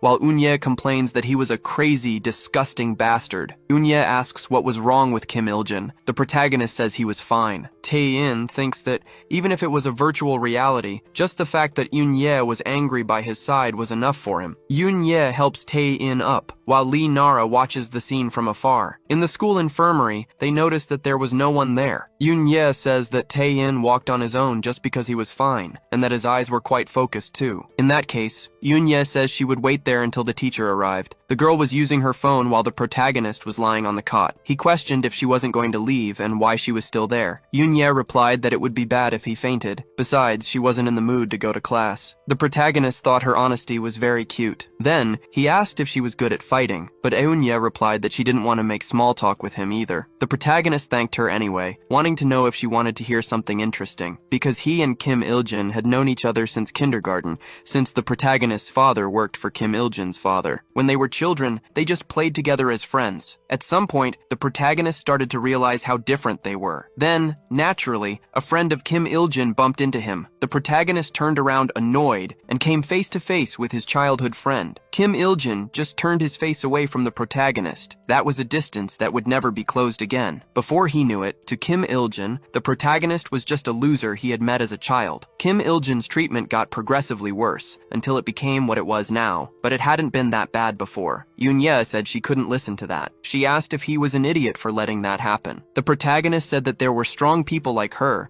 but there were also people like him, who couldn't do anything. The girl replied that he was a hopeless idiot and that, if he tried, he could change things. Tae-in said she only said that because she didn't know the situation. His father's job was involved too, and there were things he truly couldn't do. Eun-ye called him an idiot. She asked if his father wouldn't say anything if he did something after seeing that, and questioned why she was going through so much trouble with that bastard. Tae-in suggested that she help him in this case. The girl asked about it, and the protagonist said he would give what she said a chance, but she should teach him how to fight. Eun-ye stared at him for a few seconds, but then smiled. She asked if he really wanted that, because she would give him a chance, but her eyes suddenly changed, turning bluish. The protagonist thought it was a wave of despair and wondered why. Eun-ye replied that she didn't want to do anything with him. A swamp appeared beneath the protagonist. He thought he couldn't just give up like that, so he had to do something, anything. He broke free from the water, saying he liked her. Eun-ye asked what he had just said.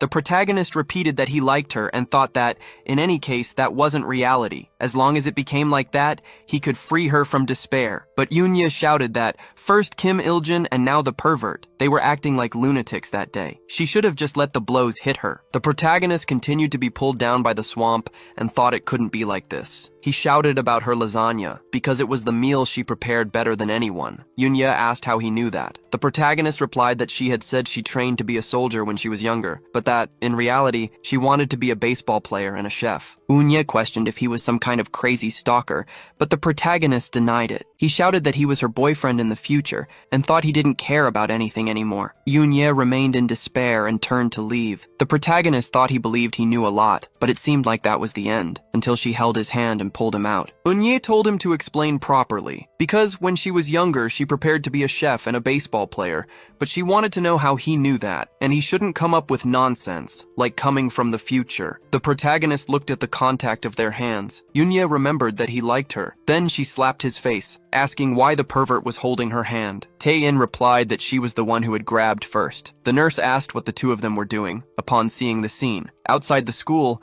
Eun-ye summarized that he was lying about being her boyfriend from the future, but that they were companions fighting aliens in another dimension, and one of those aliens, one of the strongest, had trapped him in a virtual torment space. That crazy bastard needs to be admitted to a mental hospital. Tae-in replies that everything is true, but now that he hears it, even he finds it ridiculous. It seemed that Eun-ye also couldn't see how he was being trapped in the swamp of despair, and that was very convenient. Anyway, Eun-ye doesn't care anymore and just wants to learn how to fight, because she must have seen in Kim Il-jin's eyes earlier that he really intends to take her life. The girl wonders why she should waste her time with a crazy bastard like him. Tae-in replies that it was all true, except for the part about him coming from the future. There was no way he could have known that when she was younger she considered being a player and a chef. He won't lie to her anymore. Eun-ye thinks that everything he said was true. The protagonist continues. More importantly, Kim Il-jin really tried to hit her earlier. He won't let that go and allow Kim Il-jin to mess with her again. Eun-ye blushes upon hearing that. Eun-ye said that this scoundrel couldn't defeat Kim Il-jin in a fight. The weight class difference between the two was too great, and Kim Il-jin was probably trained in some martial art as well. Kim Il-jin must think that a dwarf like Tae-in couldn't get strong enough to defeat him in a few hours. Tae-in replied that he should at least try, and it was she who had said that if he worked hard he could change things. Eun-ye asked if she had said that, and the protagonist remembered the exact moment. She sighed, then accepted, but said there was no way he could win in a fight. Eun-ye approached the protagonist and punched him in the face. Tae-in fell to the ground and asked, why the sudden attack? But Eun-ye said that she had to finish this before the fight began, creating an opening and aiming for a vital point. They would continue practicing until class ended. The protagonist got up from the floor. Tae-in questioned how he had been hit just now. The protagonist replied that it was because she attacked suddenly with her elbow,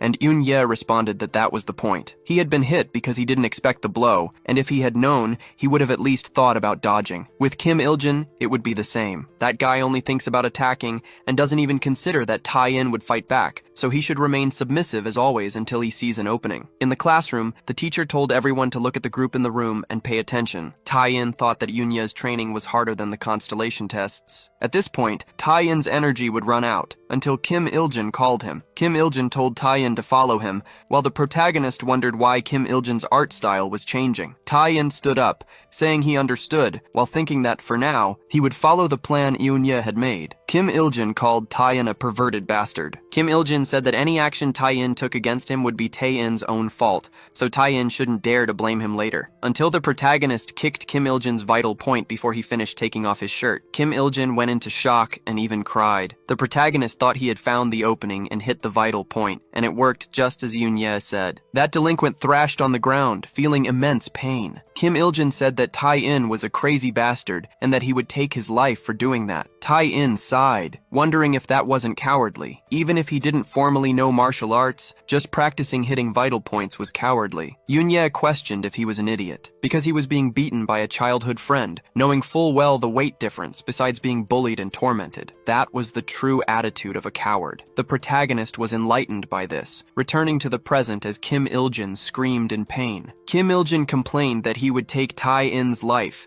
while the protagonist thought that he had only believed violence was never justified in any situation, so he wouldn't justify this either. No matter how vivid it was, this was a virtual space, and Kim Il-jin was nothing more than a fictional character made to provoke a specific emotion. Tae-in said he wouldn't let someone like Kim Il-jin bring him down, landing a blow on Kim Il-jin's face. From afar, Eun-ye thought there was no way Tae-in could have actually beaten Kim Il-jin. The protagonist yelled at Kim Il-jin not to even think about messing with him or Eun-ye again. The girl blushed upon hearing this but hid again. Eun-ye thought that Tae-in had done it and overcome despair, until Kim Il-jin grabbed the protagonist's hand. Kim Il-jin tried to change position, twisting Tae-in's wrist. Yoon-ye thought Kim Il-jin was an idiot, while Kim Il-jin warned that Tae-in would lose his life today until he was hit by a fist in Kim Il-jin's face. The protagonist managed to fight back easily. Yoon-ye thought that even in a submissive position, Kim Il-jin still thought about attacking. Kim Il-jin was truly an idiot. The protagonist thought it was exactly as Yoon-ye had taught him. He remembered earlier when she got on top of him. The protagonist said it was a bit much, but he was hit by a fist in the face. Yoon-ye questioned what he had said, and the protagonist tried to speak, being hit repeatedly by the girl. She said that instead of opening his mouth, he should try to escape to assume the dominant position. The protagonist said she planted her foot on the ground and pulled her body up. The girl hit him one more time. She wanted to know if it still wasn't working well, because if he was caught like that, he could consider that he had lost in the vast majority of times. On the other hand, if he managed to get that position, he would win most of the time. This guy, Kim Il-jin, didn't even understand knockouts and submissions. In that case, if he took the position, she would show him something useful. He should keep his center of gravity at his waist so that the opponent couldn't roll, lock the arm movements, and finish appropriately. He did exactly as he learned from Yoon-ye earlier, repeating that Kim Il-jin shouldn't have messed with him. The bully was knocked out, and the protagonist thought that the aura of despair was fading. Yoon-ye appeared, saying she didn't expect him to knock him out like that. It wasn't bad at all, and maybe he had a natural talent for fighting. The protagonist confirmed, saying it was all thanks to having a good teacher. The girl found it strange, but then laughed, asking if he was an idiot. Tae-in thought it was the first time he had seen her smile like that. Then, he questioned how she was so good at fighting, since even if she had been militarily trained, it didn't make sense. Eun-ye said it wasn't exactly normal because her father knew someone from the special forces, and that's how she got training similar to real combat. Tae-in thought she was the legendary militarily trained high school girl. The girl said she practiced boxing, taekwondo, jujitsu, karate, and other martial arts. Tae-in thought that, now that he had defeated Kim Il-jin, the despair test should have ended. He wanted to know why he was still stuck in that world. Then, a tattooed man asked why Kim Il-jin had been knocked out. The two turned around, coming face to face with a group of delinquents who questioned if the loser had really knocked him out. Yoon-ye asked who they were, and Tae-in replied that they were the Barum group. It was comprised of Park Kang-woo, the Gale, named so because of his large head, Bang Yuki, the Whirlwind, rumored to burp a lot, Go Tae-woong, the Typhoon, who was simply large, and Zeroth, the Storm, who was a trainee idol but was expelled and still insisted on using that name. Yoon-ye said that was very childish, and Tae-in told her to listen, because these guys weren't normal delinquents. Kim Il-jin's father was the leader of the Sunpung group. This company started as a dirty group that dealt with gangs. The second-generation members of the group gathered around Kim Il-jin and committed all sorts of mischief, like a gang of delinquents. Zeroth questioned if they were thugs. That was a word for dumb idiots and gangsters, while Yuki questioned the choice of word. Zeroth said they were just good friends, but he approached and touched the protagonist's shoulder. He wanted to know if the protagonist was the one who had left Il-jin like that. The memory surfaced. If he messed with them, his father could end up in trouble too, and the feeling was very vivid. Zeroth said that meant he wasn't his friend, and Tae-in thought he couldn't resist, even knowing it wasn't real. Yoon-ye told him to stop that. That idol questioned what that was, and if she was Tae-in's girlfriend, while Tae-in thought that, at that moment, something completely different appeared, traversing the entire space of that place. Yoon-ye asked what the hell that bastard had just said, with a completely dark expression. Tae-in was reading a webtoon about fusion and was laughing. A friend of Yoon-ye's called her and told her to look aside, because her boyfriend was passing by. Yoon-ye immediately got annoyed upon hearing that, telling her not to say such things, not even as a joke. And now Zeroth had repeated that same mistake. He apologized for causing that misunderstanding. But did that mean she didn't have a boyfriend now? Tae-woong commented that he was a womanizing bastard,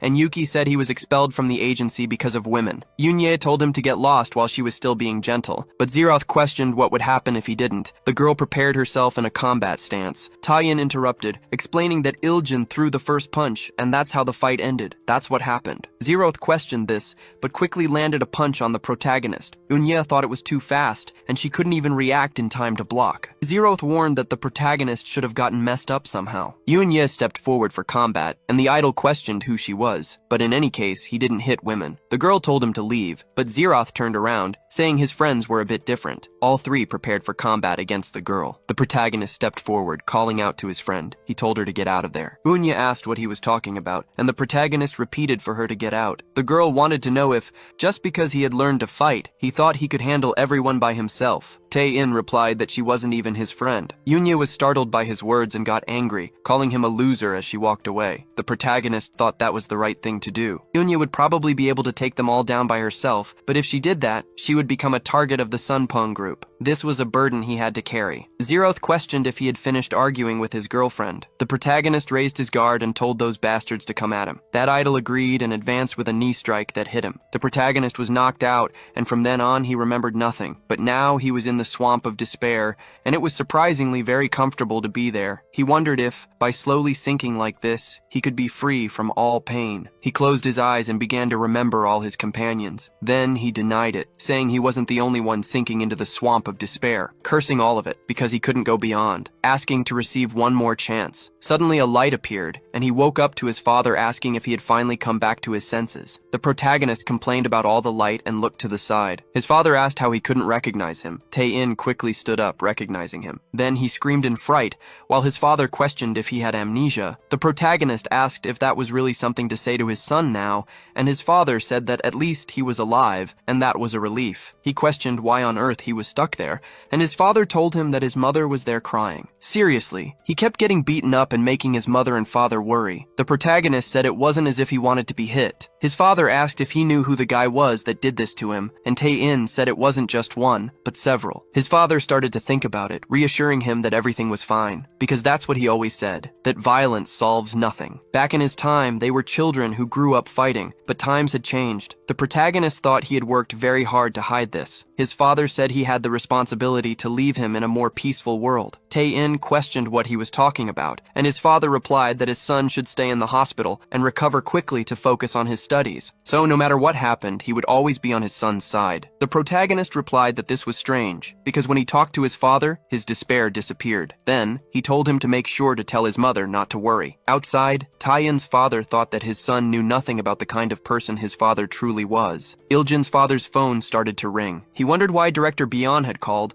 but he simply asked what was wrong. Iljin's father wanted to know what he meant by speaking that way. Byeon replied that he had sworn he would never let the shadows of Sunpung fall upon his family, being the executive director and leader of the strategy group. As night fell on the city, Yuki asked if he was a pervert for having been defeated by the loser, and Iljin shouted that he didn't remember. His friend told him not to worry, as he wouldn't spread rumors that the young master of the Sunpung group had been defeated by a loser. Kangwoo said they would properly beat up the loser until Byeon Taesung appeared, saying, "You were the ones who did this." The entire group turned around, and Kangwoo asked who that old man was, until Iljin's father called, shouting that he was a bastard, and he wanted to know what the hell he was doing, running around. Iljin questioned what his father was talking about, but his father told him to shut up and come home, because the father of the guy he messed with, a leader in South Korea's corporate world, was a legend. This began with Chairman Kim, whose success story was widely known to the public, but in the past, he was nothing more than a gangster who frequented small bars. The fact that he made several mistakes with other gangs was not known, and for good reason, because the legend of Sunpung was a tale of perversion, a story written by the deviant's father. He alone dominated the local crime organization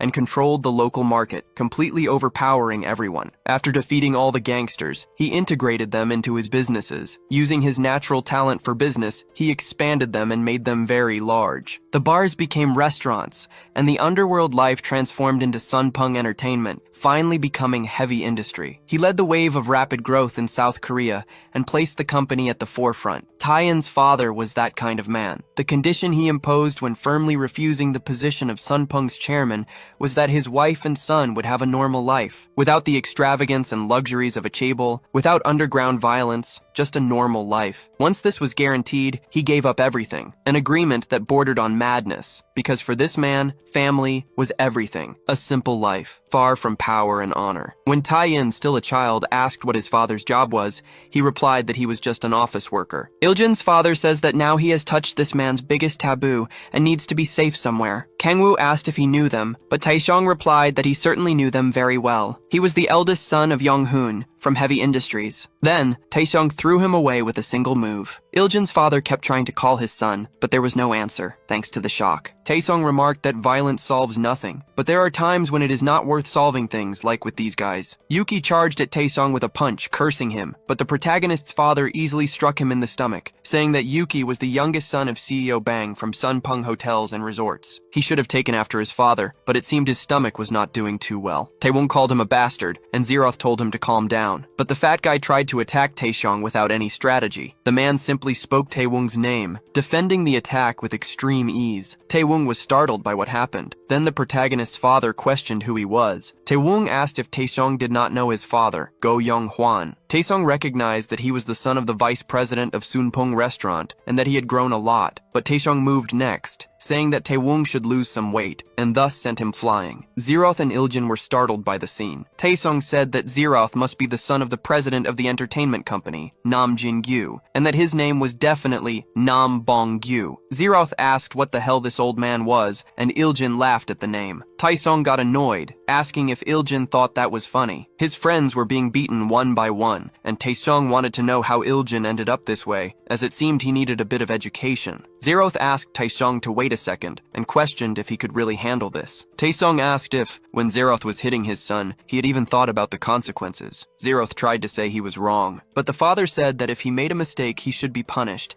and that was what responsibility meant. Thus, Taesung advanced, while the young man screamed loudly. Back at the hospital, his mother was peeling apples, handing them to her son. Taein thanked her and apologized, but his mother told him to forget about it, as he had done nothing wrong. Those who hit him were the ones who needed to apologize. Taein replied no, and that he would fight back too. Taein's mother commented that the good thing was the pretty girl had called the police. Taein wondered if Yoon-ye had done that, thinking she was more loyal than he imagined. His mother commented that she was really surprised her son had such a beautiful friend. Taein questioned if that was something one should say to their son. She continued saying that the girl was worried about him, and that she was really grateful. Taein thought he was a little happy about that. Suddenly, the door opened. Taein's mother said she came at the right time and that she had some fruit for her. The protagonist was completely surprised, for it was Nara who said he had finally woken up. Nara approached, asking how his mother knew she liked apples. Taein questioned why she had come there. The girl said she came to see if he was okay, but that he should know the way he spoke was really bad. Taein said that then it was not Yoon-ye who called the police. Nara said she had something even more important to say. Leaning close to the protagonist's ear,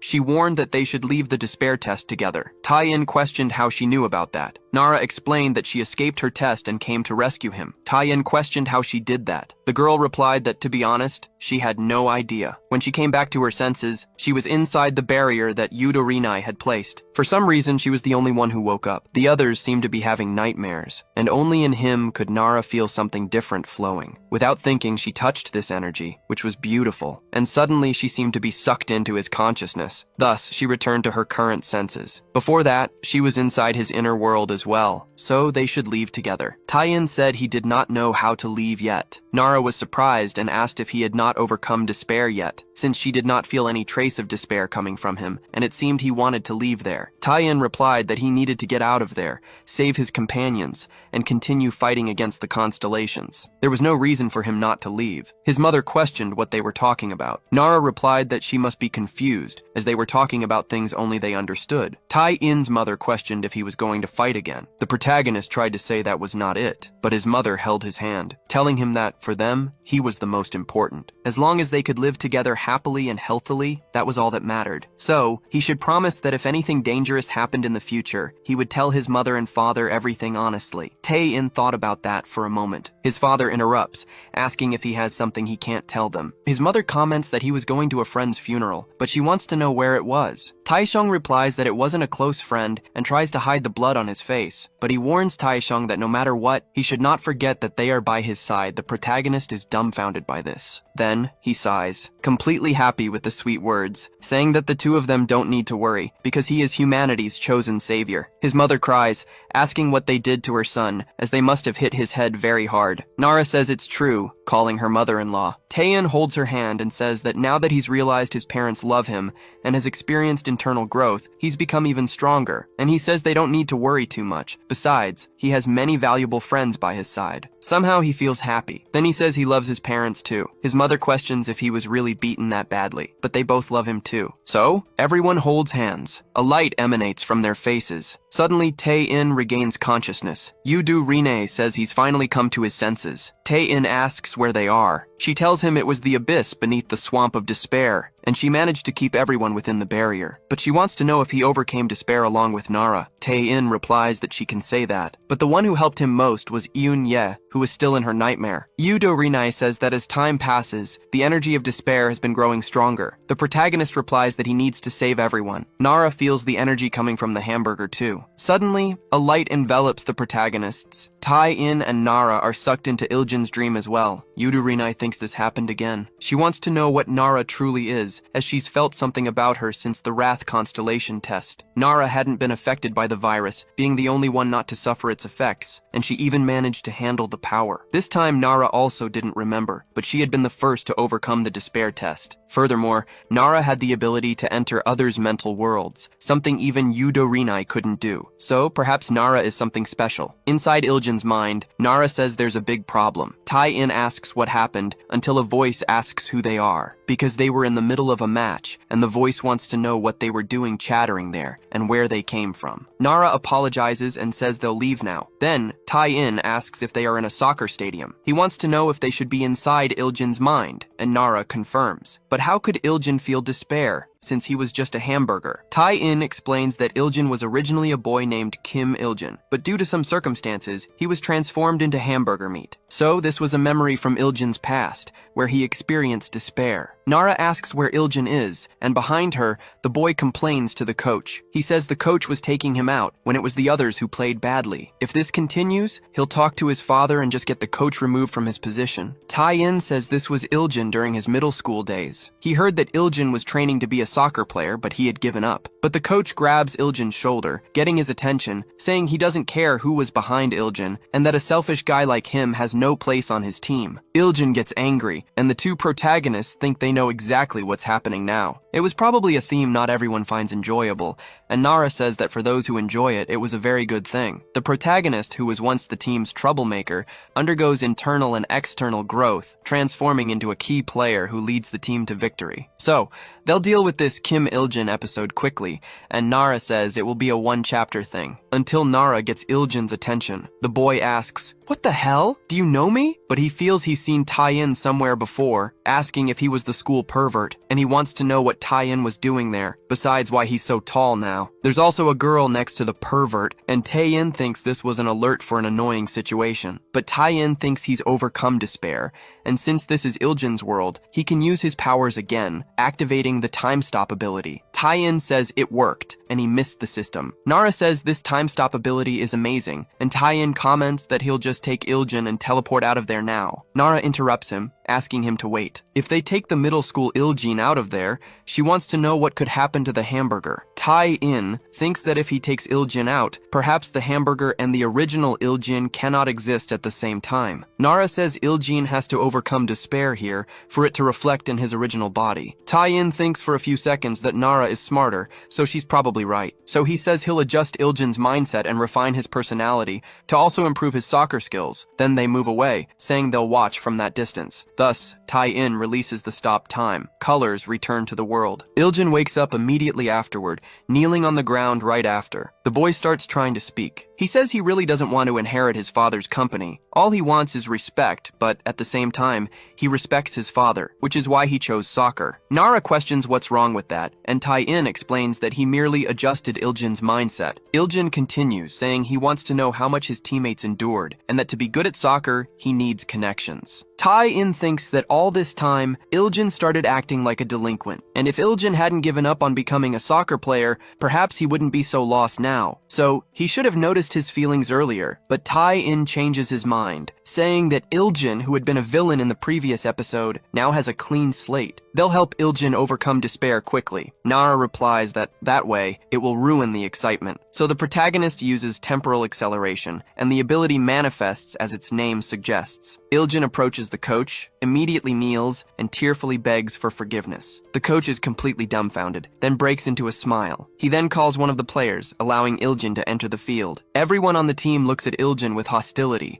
due to the despair that had previously enveloped him. The young man feels a little apprehensive about this, but the match restarts, and one of the forwards runs with the ball. Iljin signals that he is open for a pass, but his teammate merely stares at him, ignoring him instead of passing the ball. Iljin feels sad about the situation. The forward shoots at the goal without hesitation. However, a defender manages to block the shot. The team tries to regroup for the rebound, but Iljin takes the lead. He runs towards the ball, takes possession, and dribbles past one of the defenders, leaving him face to face with only the goalkeeper. Everyone on the opposing team panics. Iljin prepares to shoot the ball, but then looks to the side and passes it to his teammate. His teammate is completely surprised by this action, but Iljin simply smiles. The forward continues to advance, shoots at the goal, and the goalkeeper fails to reach the ball. Thus, the ball enters the net, and a point is scored. The forward celebrates as his team runs towards him. One of them ruffles the forward's hair, but the forward extends his hand to Iljin, smiling at him. Iljin does the same. Thus, they shake hands. Happy. The coach smiles. Tai-in says that everything was fine and that time was up. Nara comments that she usually doesn't understand much about soccer, but that looked really cool. Tai-in replies that it was a very fun style,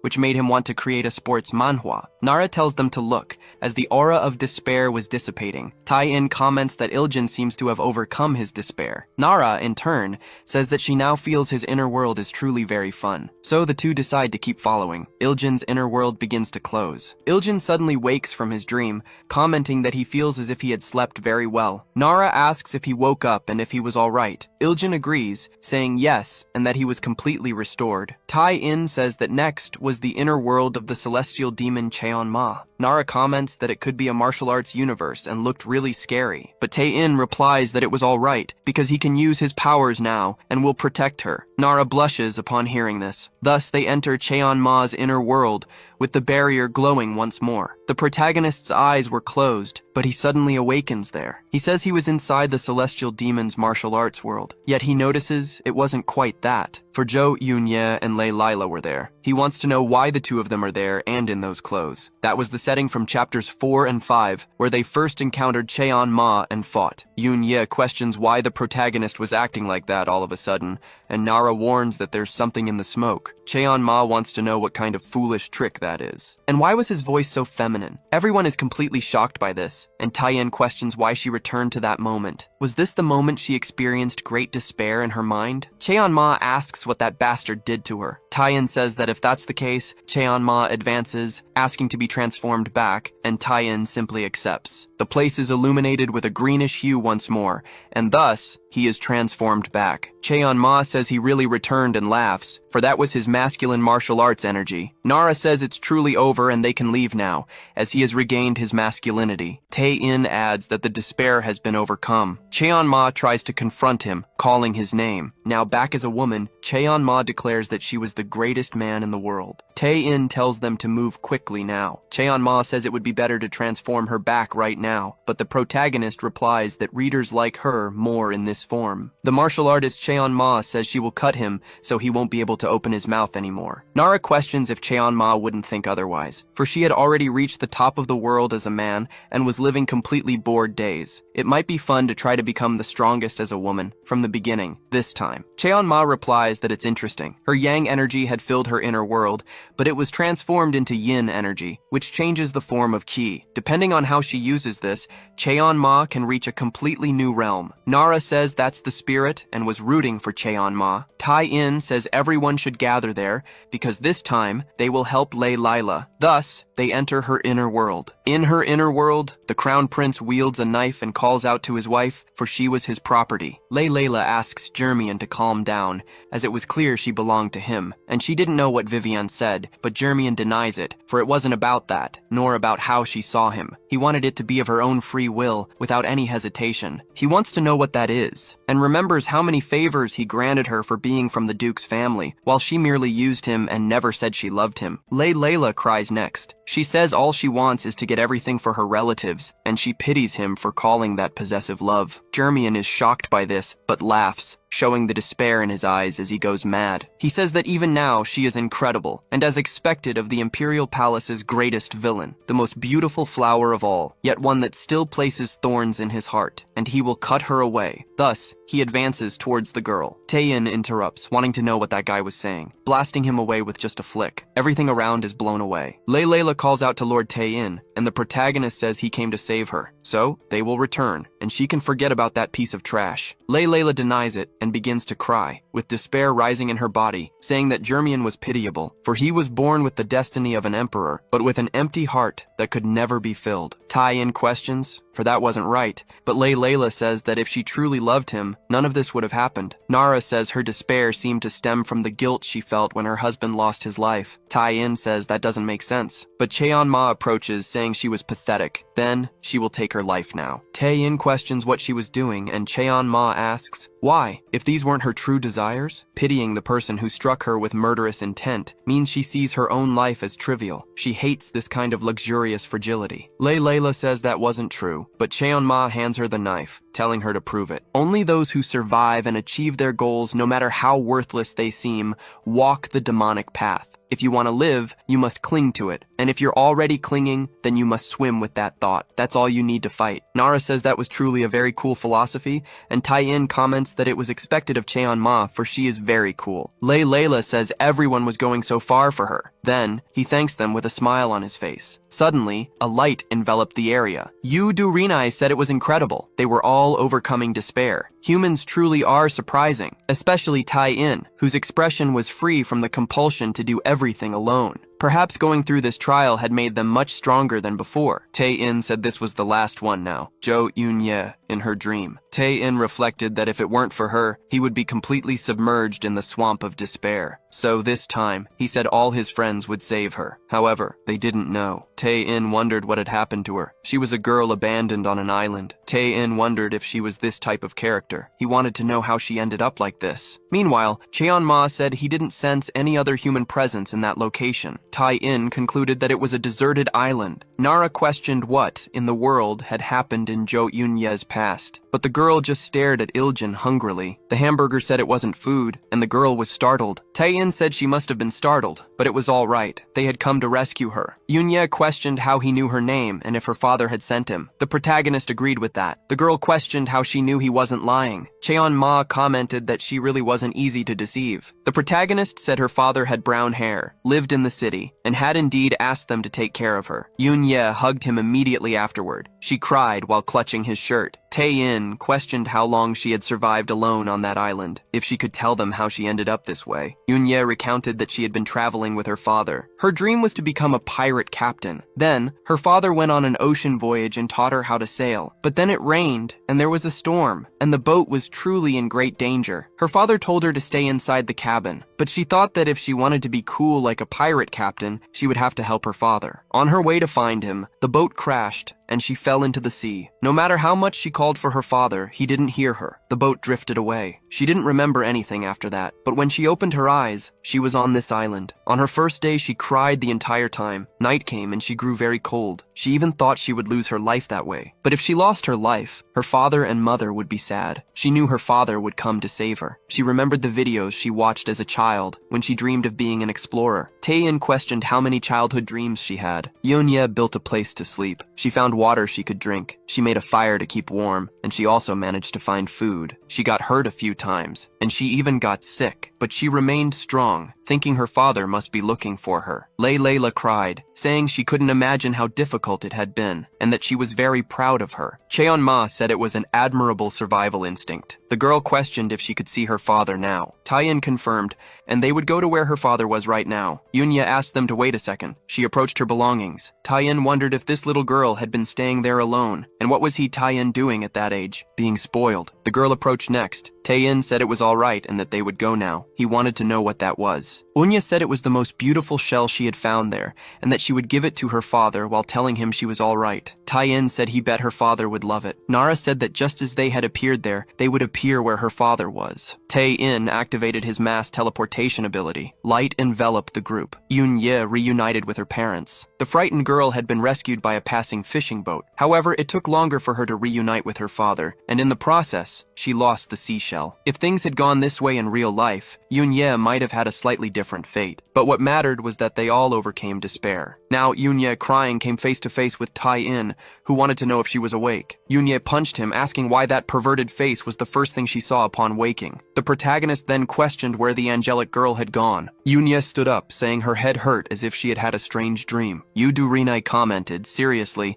that they had all managed to overcome Muramu's despair. Tae-in called out to Yoo-do-rinai, thanking her for protecting them with the barrier all this time. But now they would return to the home of the constellation of despair, for it was time for combat. For the sake of universal order, stopping them would be the right choice. But Yoo-do-rinai wanted to see the justice they would carry. Thus, the barrier rose from the water, returning to the top of her cliff. Muramu said this was impossible, as everyone had overcome despair, and it didn't even make sense. Everyone exited the barrier. Tae-in activated his third stage of ascension, along with the Necklace of Wrath. Thus, he approached the constellation of despair, striking it with the Ascendant Berserker's fist, and he warned that they would settle the score once and for all. The constellation immediately recoiled, saying it had no form and wanted to know how in hell. But Tae-in gave it no chance to breathe and advanced with a knee strike, using the Ascendant Berserker's kick. He commented that it was very refreshing, and he had missed this feeling. Muramu called out to the constellation of justice and wanted to know what in hell was happening. For unless a constellation like her had helped,